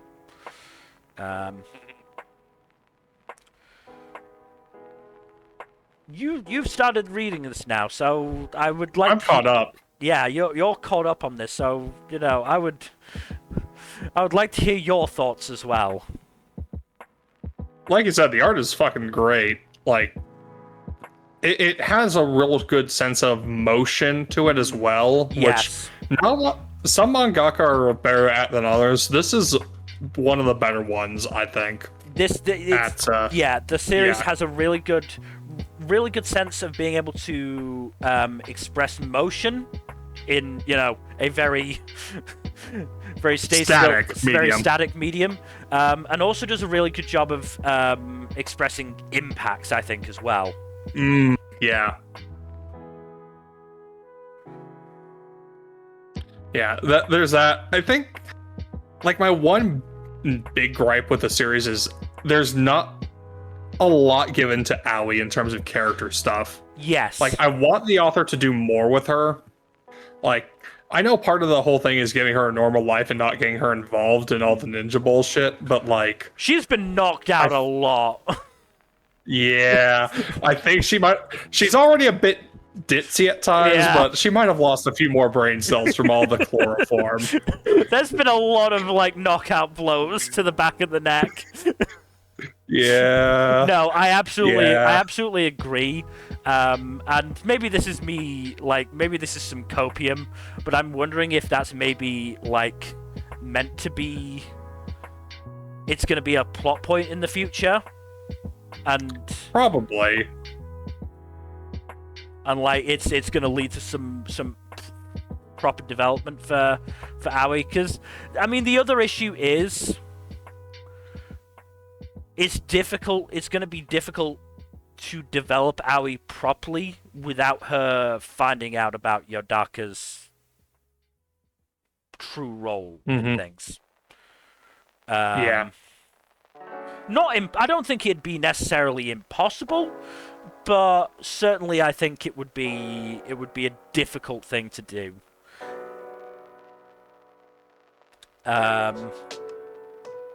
So yeah, I totally get that, but yeah, no, I genuinely adore this series. I really do. Yeah, it's fun. I do also have some slight issues with Kasasagi and her whole deal. Like, namely her quote-unquote engagement to Yodaka is a bit weird. To be fair, it's clear that the ninja clans are fucked up. It's clear that that's ninja bullshit. Like, it could not, that's not like, there's a bit of weirdness with Kasasagi actually being into it, I guess, but there is also an element of, she is fully sort of indoctrinated, and let's be honest, there are worse people to end up with than Yodaka. Oh yeah. I did love how, like, every time Kasasugi tried to, like, ingratiate herself with him, he was just like, no, it was a big thing that I figured out that I'm in love with Aoi, so I'm really sticking to that thought right now. I can't really deal with you. Compartmentalization, baby. I love him. He might be one of my favorite Shonen Jump protagonists at the moment. Yeah. Honestly, at this rate, if it keeps going for a while longer, it might... And if it does get an anime, that would be a very fun time. No, I would love an anime. Especially considering...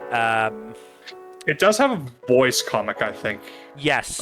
In the voice comic, Yodaka was voiced by Murase. So I would love an anime if they could continue that. If they could. It's never guaranteed when that happens. But I would love it. I would absolutely love it.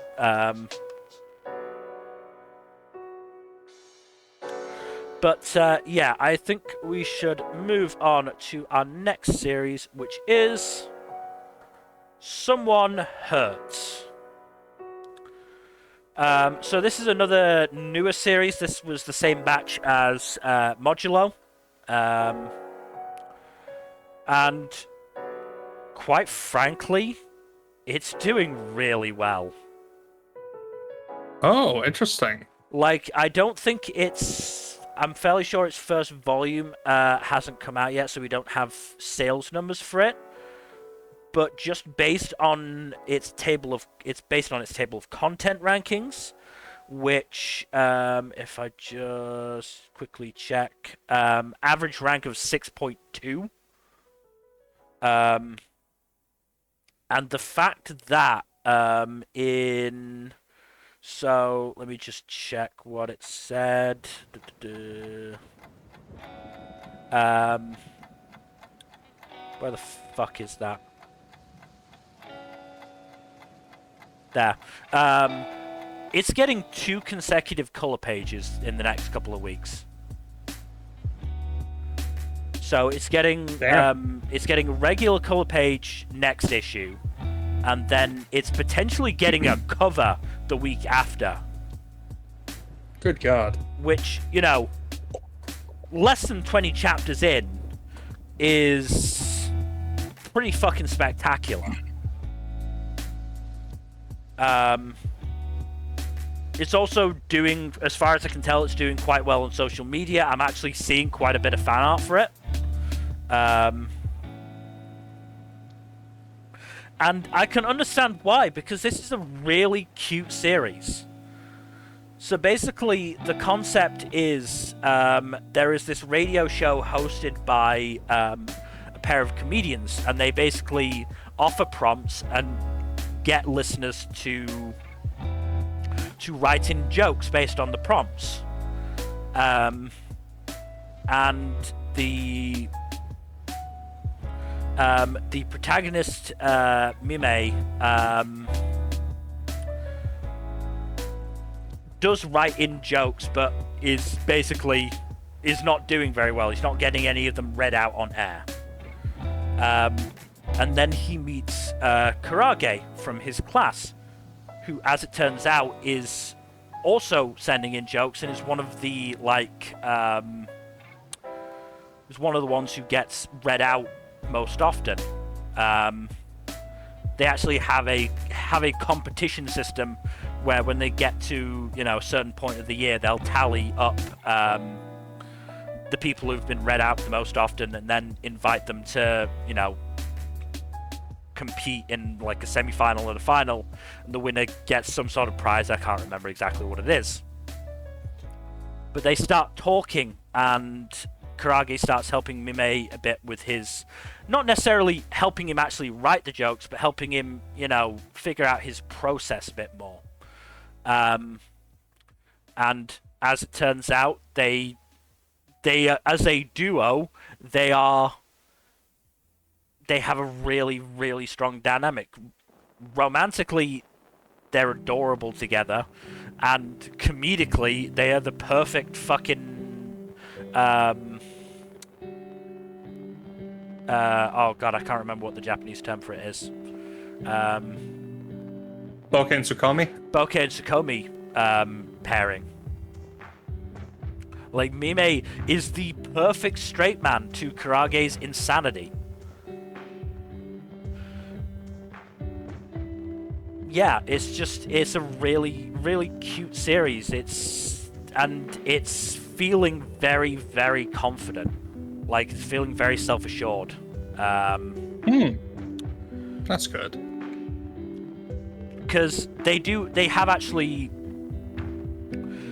are actually doing I think it was the semi-finals or the second round of the current jokes competition, and they didn't have Mime make it in because it would be ridiculous because he's not doing that well. But I feel like a series less self-assured would have made sure to shoehorn Mime in there just in case the series got the axe later on, and they could have him magically win, sort of thing. But that doesn't feel realistic. It would absolutely feel unrealistic. But that doesn't stop series from doing stuff like that. Of course.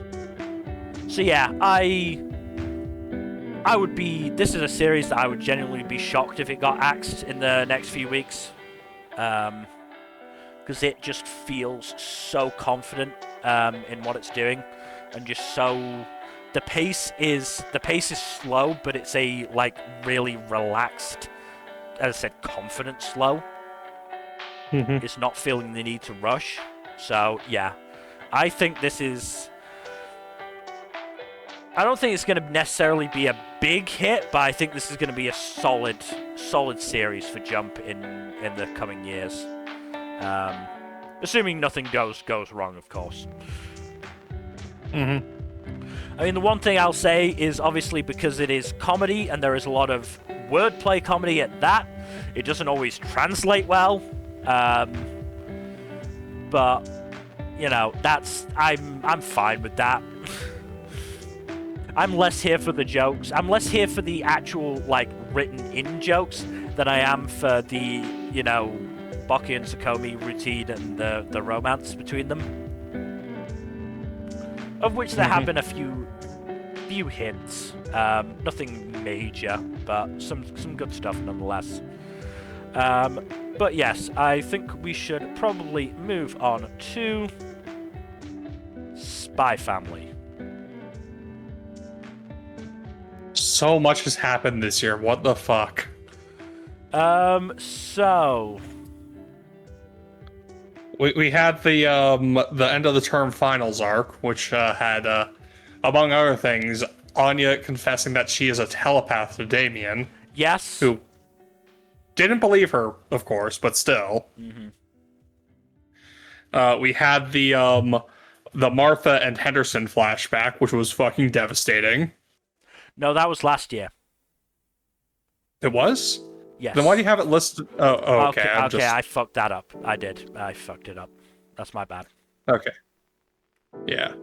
Okay, in that case, so yeah, we did talk about that. Yeah. No, we have the Turn Break arc, Turn which Break is... arc. Yeah, that was very interesting. Some fun stuff. Lloyd gaining Melinda as a patient. Yeah, that was very interesting. We got the whole aliens thing. No, that I think the more plausible theory is that Donovan Desmond is actually, a telepath, Yes. which could bode very poorly for Lloyd. Could be not great. And then we get The Poacher Hunt arc. Well, we also get Anya making some new friends in the other classes, because I believe the classes got split up based on achievement during the end of year exams, and Anya did not do amazingly. So she got put in the dunce classes, but that meant she has some new friends to make. Mm-hmm.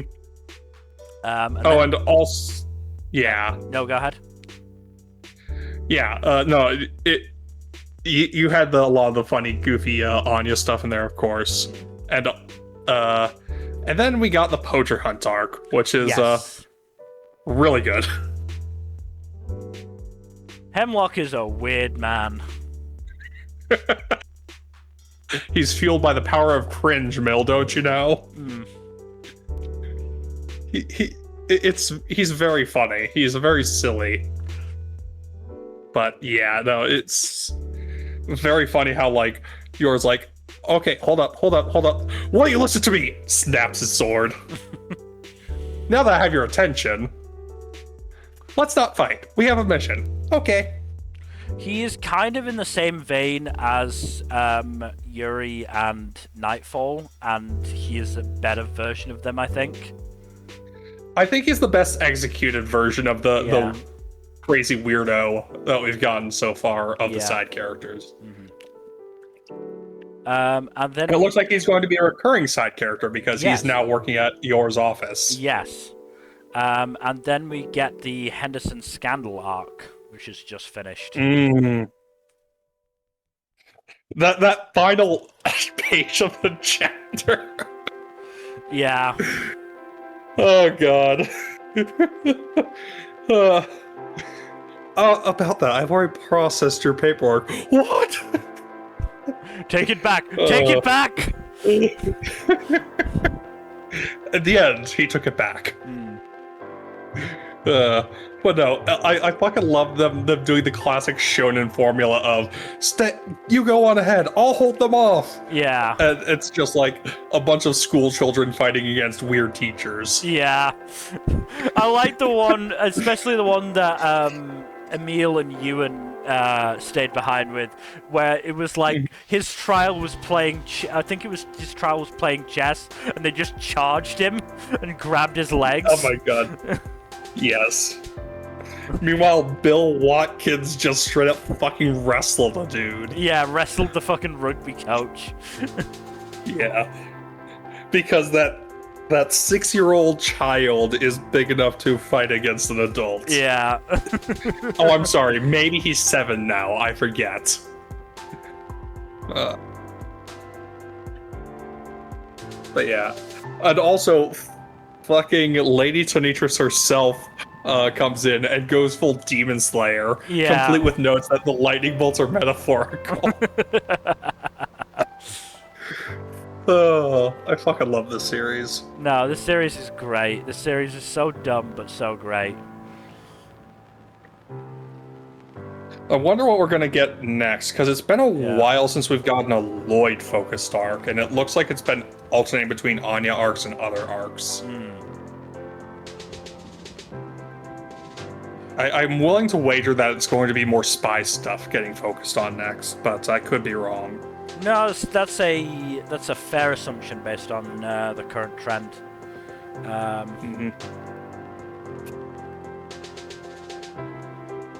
But yeah, no, Spy Family is just ridiculous amounts of fun.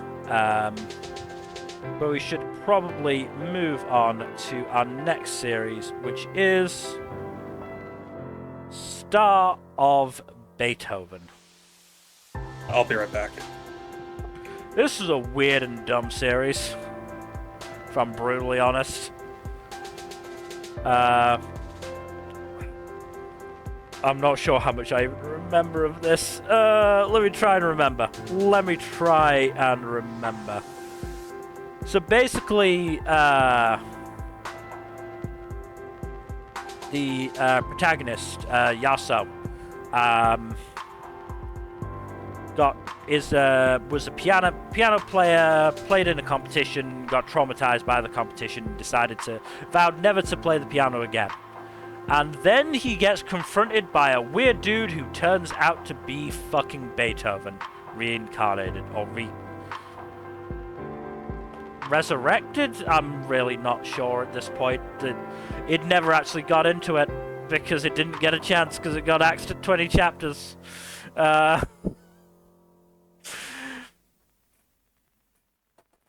Yeah, so the whole conceit of the manga was Beethoven trying to, motivate Yasuo into being a pianist again and then make him be better, but yeah.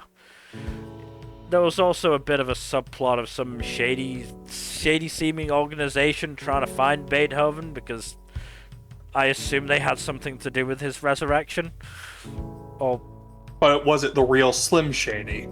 I don't know, dude. As I said while you were away, I'm not sure how much of the series I even remember. This was a dumb series and I kind of just put it out of my mind once it was over. There were some funny bits, but Yasuo, the protagonist, was a limp fish of a protagonist, if I'm brutally honest. Oof.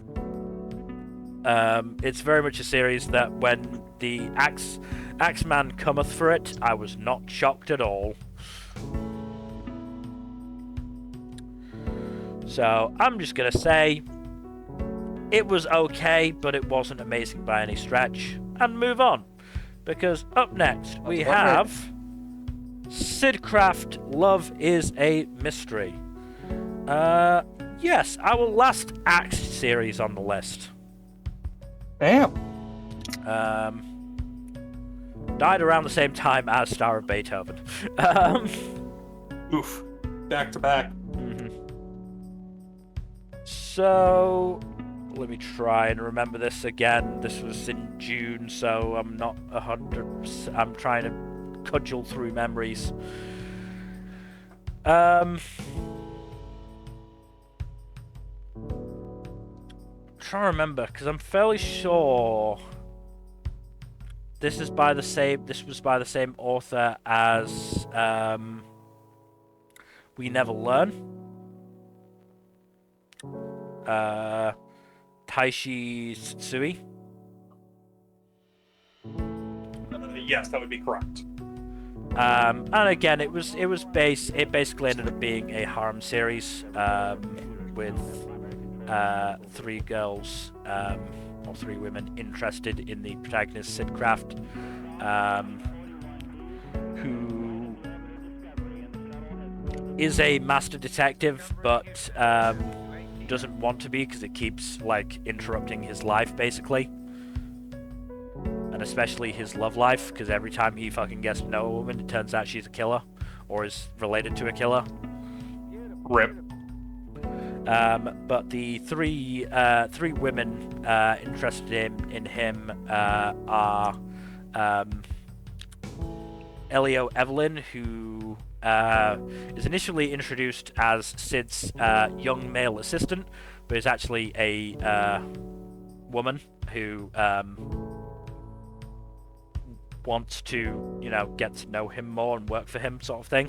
But because he requested a male assistant, she had to cross-dress. We've got Souffle, who is basically the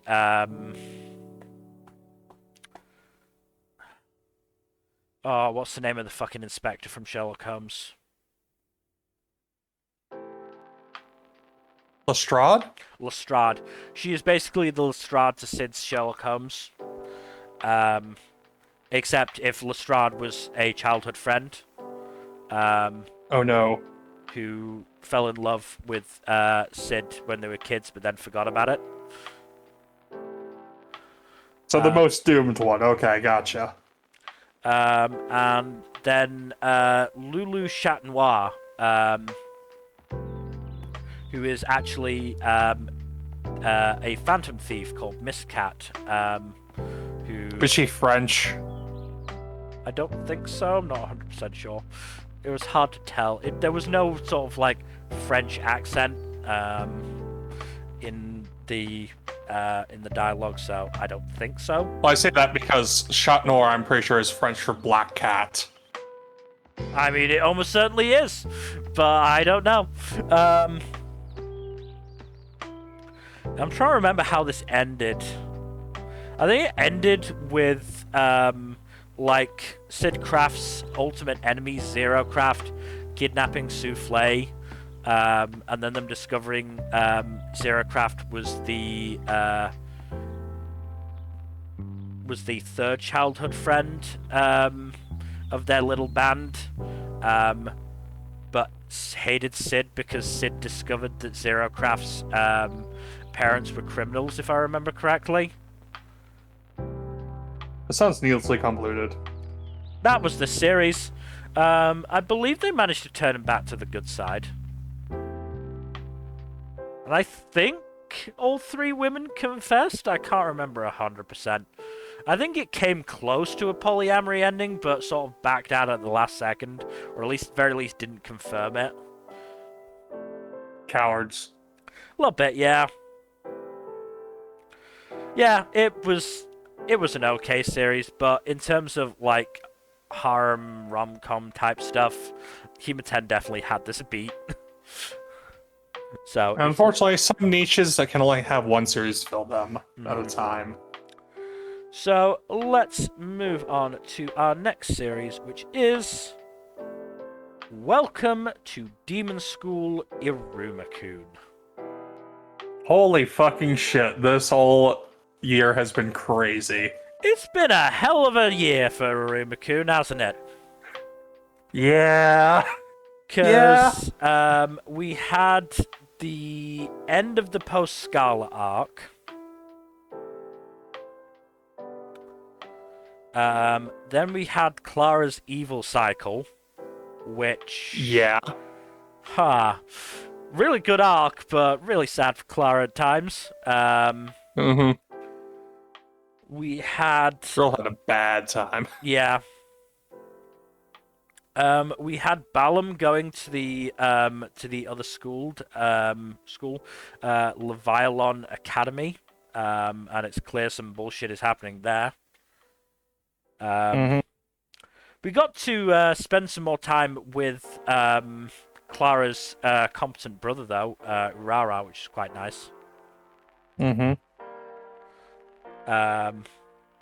And then we had the museum arc. The thickest arc of this year, which was quite the roller coaster. I fucking love this arc. It was really fucking good. Because it was basically an arc of, you know, the love trio going to this museum, and then Iruma, of course, being dragged into a spectacle by Jazz's older brother. Who is a dick, by the way. A total shitbag, yeah. To make things more complicated, on the team of people trying to put a stop to Jazz's brother was Amory. And then Jazz turned up himself to try and stop his brother as well, and dragged Az and Clara in as well. So. Oh, and let's not even forget to mention that the head inspector was also Rock's ex, aka Shaki, aka lead sister. Yeah. I mean, that was a great reveal, considering we have actually seen his sister before, I believe. At the very least, we've heard her, and we know her dynamic. We know her dynamic with Lead, and it's just the reveal of, wait a minute, that's Lead's sister? What the fuck? That is not what I would have expected, sort of thing. Yeah, and the arc the arc ends with or is nearly ended with Iruma and Amari being dragged through the Demon King's door, which is also a semi-portal to the human world, which, holy fuck, Iruma doesn't take well. Nope. He has some serious PTSD. Really doesn't take well, but then, hey, he fucking escapes. He and Amri escaped thanks to the help of, fucking, oh god, names. Oh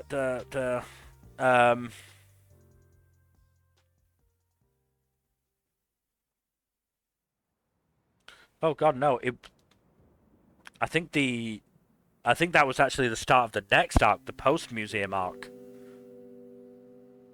Looking at chapter titles. What, The Great Beyond? Yeah. Yeah. But yeah, yeah, saved by Bachiko and Mephistopheles. Mephisto. Yeah, Mephistopheles. Mephisto, yeah. Who, But yeah, you know, we found out, I think last year, that he's the fucking kingmaker and is interested in Iruma. Yeah, he wants to know where the Aruma's going to go.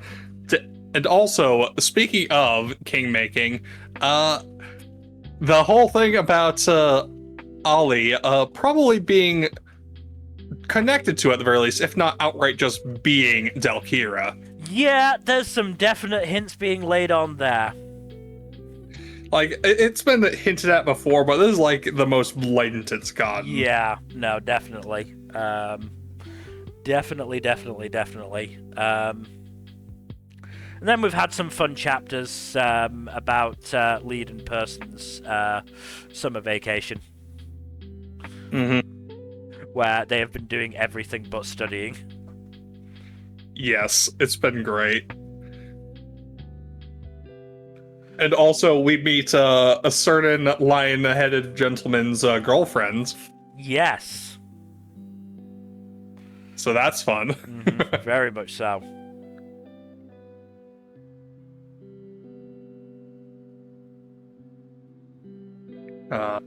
No, this year's been crazy. The whole museum slash heist arc and the arc that followed are like the high points of the year in terms of just crazy shit happening. Yeah. But it's been a good year for the manga.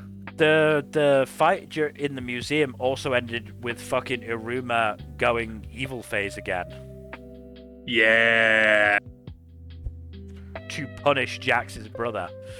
Which, fucking great. Loved that. Oh, Jazz's brother, sorry. Not Jax. Yeah. Combining Jazz and Shax. Yeah. Yes. To humiliate Jazz's brother. Yeah, that was really... Just... Nishi is just fucking... is putting out 2 fucking bangers. It's insane. How does she do it? I don't know. Absolute mad lass. It is absolute insanity that she is managing to fucking do that.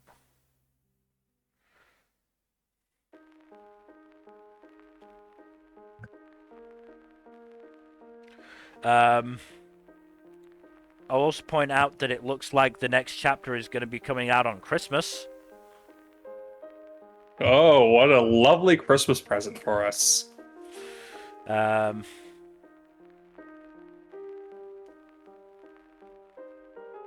And the cover has Person, Shax, and Kalego on it, so yeah.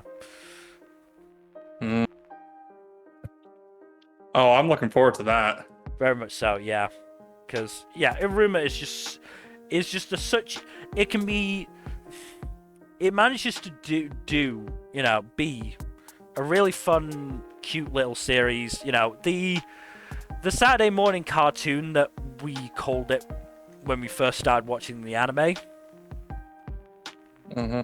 And then it can turn into, like, a legit shonen in an incredible way. Yeah. I just have so much respect for it for that. Same. It's it's really good, and when it gets its hooks in you, it's got you. Yeah. But we should probably move on to our penultimate series, The Witch and the Beast. So I am now fully caught up on this. I am well past where the anime ended, as in 4 volumes past. Most of that was one arc, no, not penultimate series. I was forgetting about one. Sorry. Anti-penultimates. Yes. So most of it was taken up with one arc, which is the vampire arc.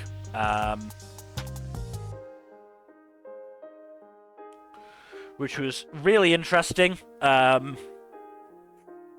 Getting to see them go to this different world, and once again, as I mentioned over and over again when we were talking about it for the anime streams, Asaf and Guido look good in literally everything.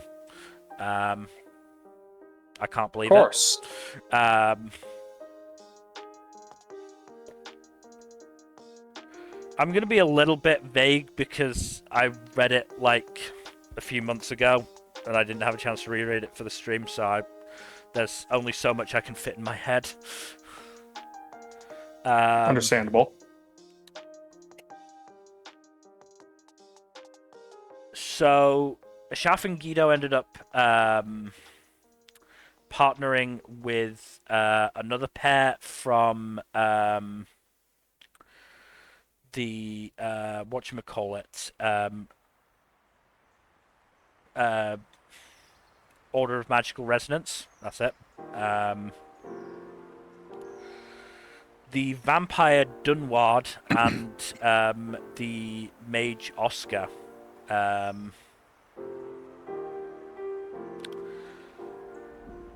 Dunward is kind of a dick, to be brutally honest, and mostly his motivation for helping out is to basically regain his throne as one of the vampire kings. Because the current vampire queen... So there's 2 vampire monarchs. One that's sort of like the overworld and the underworld, I think it is. Something like that. Something along those lines. Dunward was the king of the underworld, and then he got deposed by the current queen, who was powered up by Angela and Huel. And the queen has been tasked with taking out, or at least capturing Guido for Angela. Or at least trying to. Big old fight happens. Very good to see. And of course, our heroes come out on top.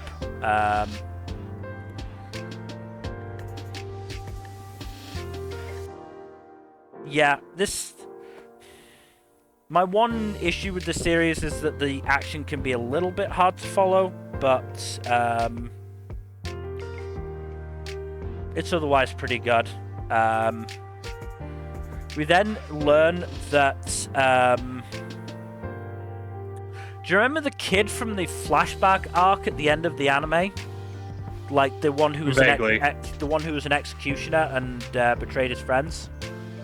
Mm-hmm. Who apparently got blasted off into the distance. Yeah, he survived, and is now working with Ice Dude from the Sword arc. Which is then interrupted by the fact that Angela apparently has a lot of friends, and they led an attack on I think it was an Order of Magical Resonance stronghold or something like that. Though not to worry, Fenora, her fucking zombie boyfriend and Helga come in and help out. And then Guido gets handed a kid and told to look after her.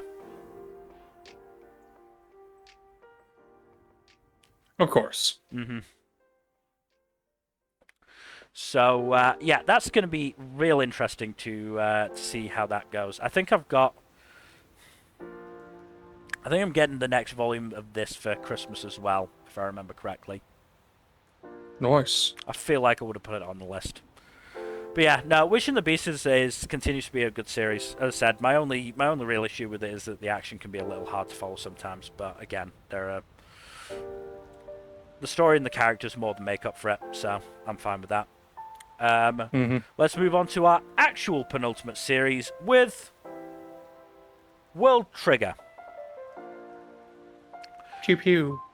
We are finally on the second phase of the fucking I can't remember what it's called, of this fucking exam. Good God. Yeah, no, it's taken a while. Because remember, this has chapters come out monthly at best because of Ashiharu's health issues. Sometimes we get months without chapters, especially if he has a month where he releases 2. And this has been going on since like chapter 200, and we're now at like chapter 250, so 260 actually.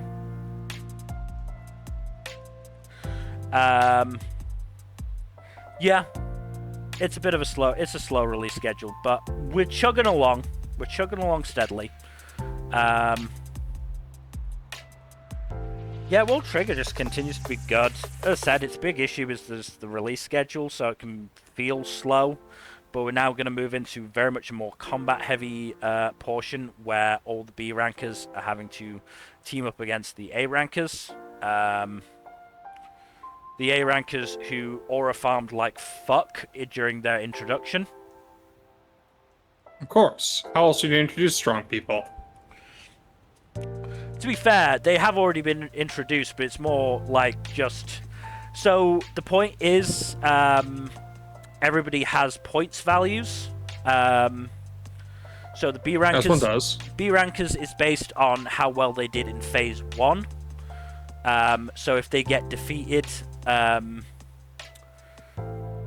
A rankers will get that number of points, and then the A rankers have got a more... set number of points where a team captain is 200 and then everybody else is 100. As I said, when they were introducing that and showing, you know, who was involved, aura farming like fuck. Yeah, it's going to be really interesting because already the A rankers are doing stuff that the B rankers didn't expect. Namely, using Treon creatures to fastball special themselves across the battlefield.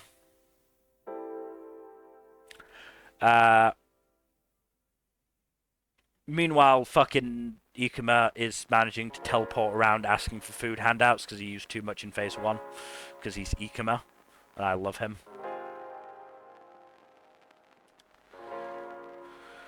But, yeah, no, continues to be very good.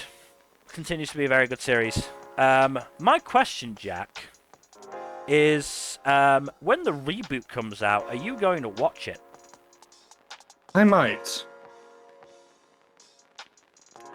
This is a series I highly recommend. Good to know. And if they manage to animate the season 1 material in the same with the same quality that they did season 2 and 3, it's gonna look fantastic, and the story is gonna be still incredible. So I know I would recommend it. I'm sure Number would recommend it as well. Well, we'll just have to see when it comes around. Yep. So let's move on to our final series, which is Zom 100 Bucket List of the Dead. So we have had some interesting stuff this year. We've had them visiting a zoo that has a mixture of zombified and non-zombified animals, which they had to deal with. And then they went to Okinawa to secure the military base that they would be using to distribute the in-development vaccine once it was completed. And as it turns out, Okinawa was fucking crawling with zombies. Go figure. But not everything. The military base was still mostly safe. However, the zombie horde was marching on, but with the help of a couple locals who, one of them a musician and the other a friend slash manager of said musician, helped them to just lure the zombies away from the military base and into an oil drum field to blow them all up. Metal. And they do so by playing the opening theme from the first season. Dystopia, Song of the Devil. Yeah, there was a chapter that dropped a few days back as well. Just read it earlier today, and yeah, they have sent a bunch of the people from Okinawa to the site where they have the vaccine to do a larger scale testing, because they already had a small scale test. And yeah, it seems like it's a success, but for some reason the doctor is hesitant to contact Akira and let him know about it. And that's the cliffhanger that the chapter ends on. Okay. Yeah, good year, fun stuff, and fucking love it. I absolutely love it whenever a series does like a callback, whether via the anime or like the source material to like the opening. Absolutely. Just, wow, brilliant. All right, well, that is everything for today. Just before we finish, I've just seen a tweet that said they're no longer taking pre-orders for Someone Hurts Volume 1, which is a very good sign because it means they've sold out already. Fucking hell. And it's not coming out until next month. It might fucking go to a reprint, which is crazy for a first volume. Reprint before it's even come out. What was the last series to do that in Shonen Jump? Was it Kagurabachi? I'm not sure, because Kagurabachi didn't sell, like, incredibly well initially. It just picked up steam. It might be Ichi, to be honest. It might be Ichi the Witch. Oh, okay. Yeah, that would make sense. That, at the very least, had the, pedigree of Nishi behind it as well. Yeah. Yeah, Kagurabachi didn't pick up steam until, I think, Volume 2 or 3, I think. Makes sense. Like, the Shoujo stuff was really where Kagurabachi picked up steam. Mm-hmm. But yes. I am not surprised. Yeah. That's everything for today. Jesus, my voice. We've been yapping, you especially. Thank you, everybody, for watching. Hopefully you've enjoyed. In terms of future stuff, Tuesday, Thursday, Saturdays, and Sundays, let me just check our schedule. Obviously, no stream from certainly Jackarai on Thursday because Christmas. Fuzzy might stream, we're not 100% sure there. So, yeah, keep an eye out, I guess. Saturday, we're not sure if we're going to stream either because I might be doing stuff for the fall wrap-up that is happening on Sunday. Or we might be preparing for the winter season. We'll have to see. Who can say? Not I. Next week, though, we've got Slay the Princess on the Tuesday, Crime Scene Cleaner on the Thursday, and the Anime of 2025 stream on Saturday, the 3rd of January. Otherwise, please do give us a follow and a subscribe here on Twitch and all that YouTube stuff. Like and subscribe, leave a comment down below, and please press that bell icon, yo. And otherwise, hopefully we'll see you at the very latest on Sunday. Good night. Later.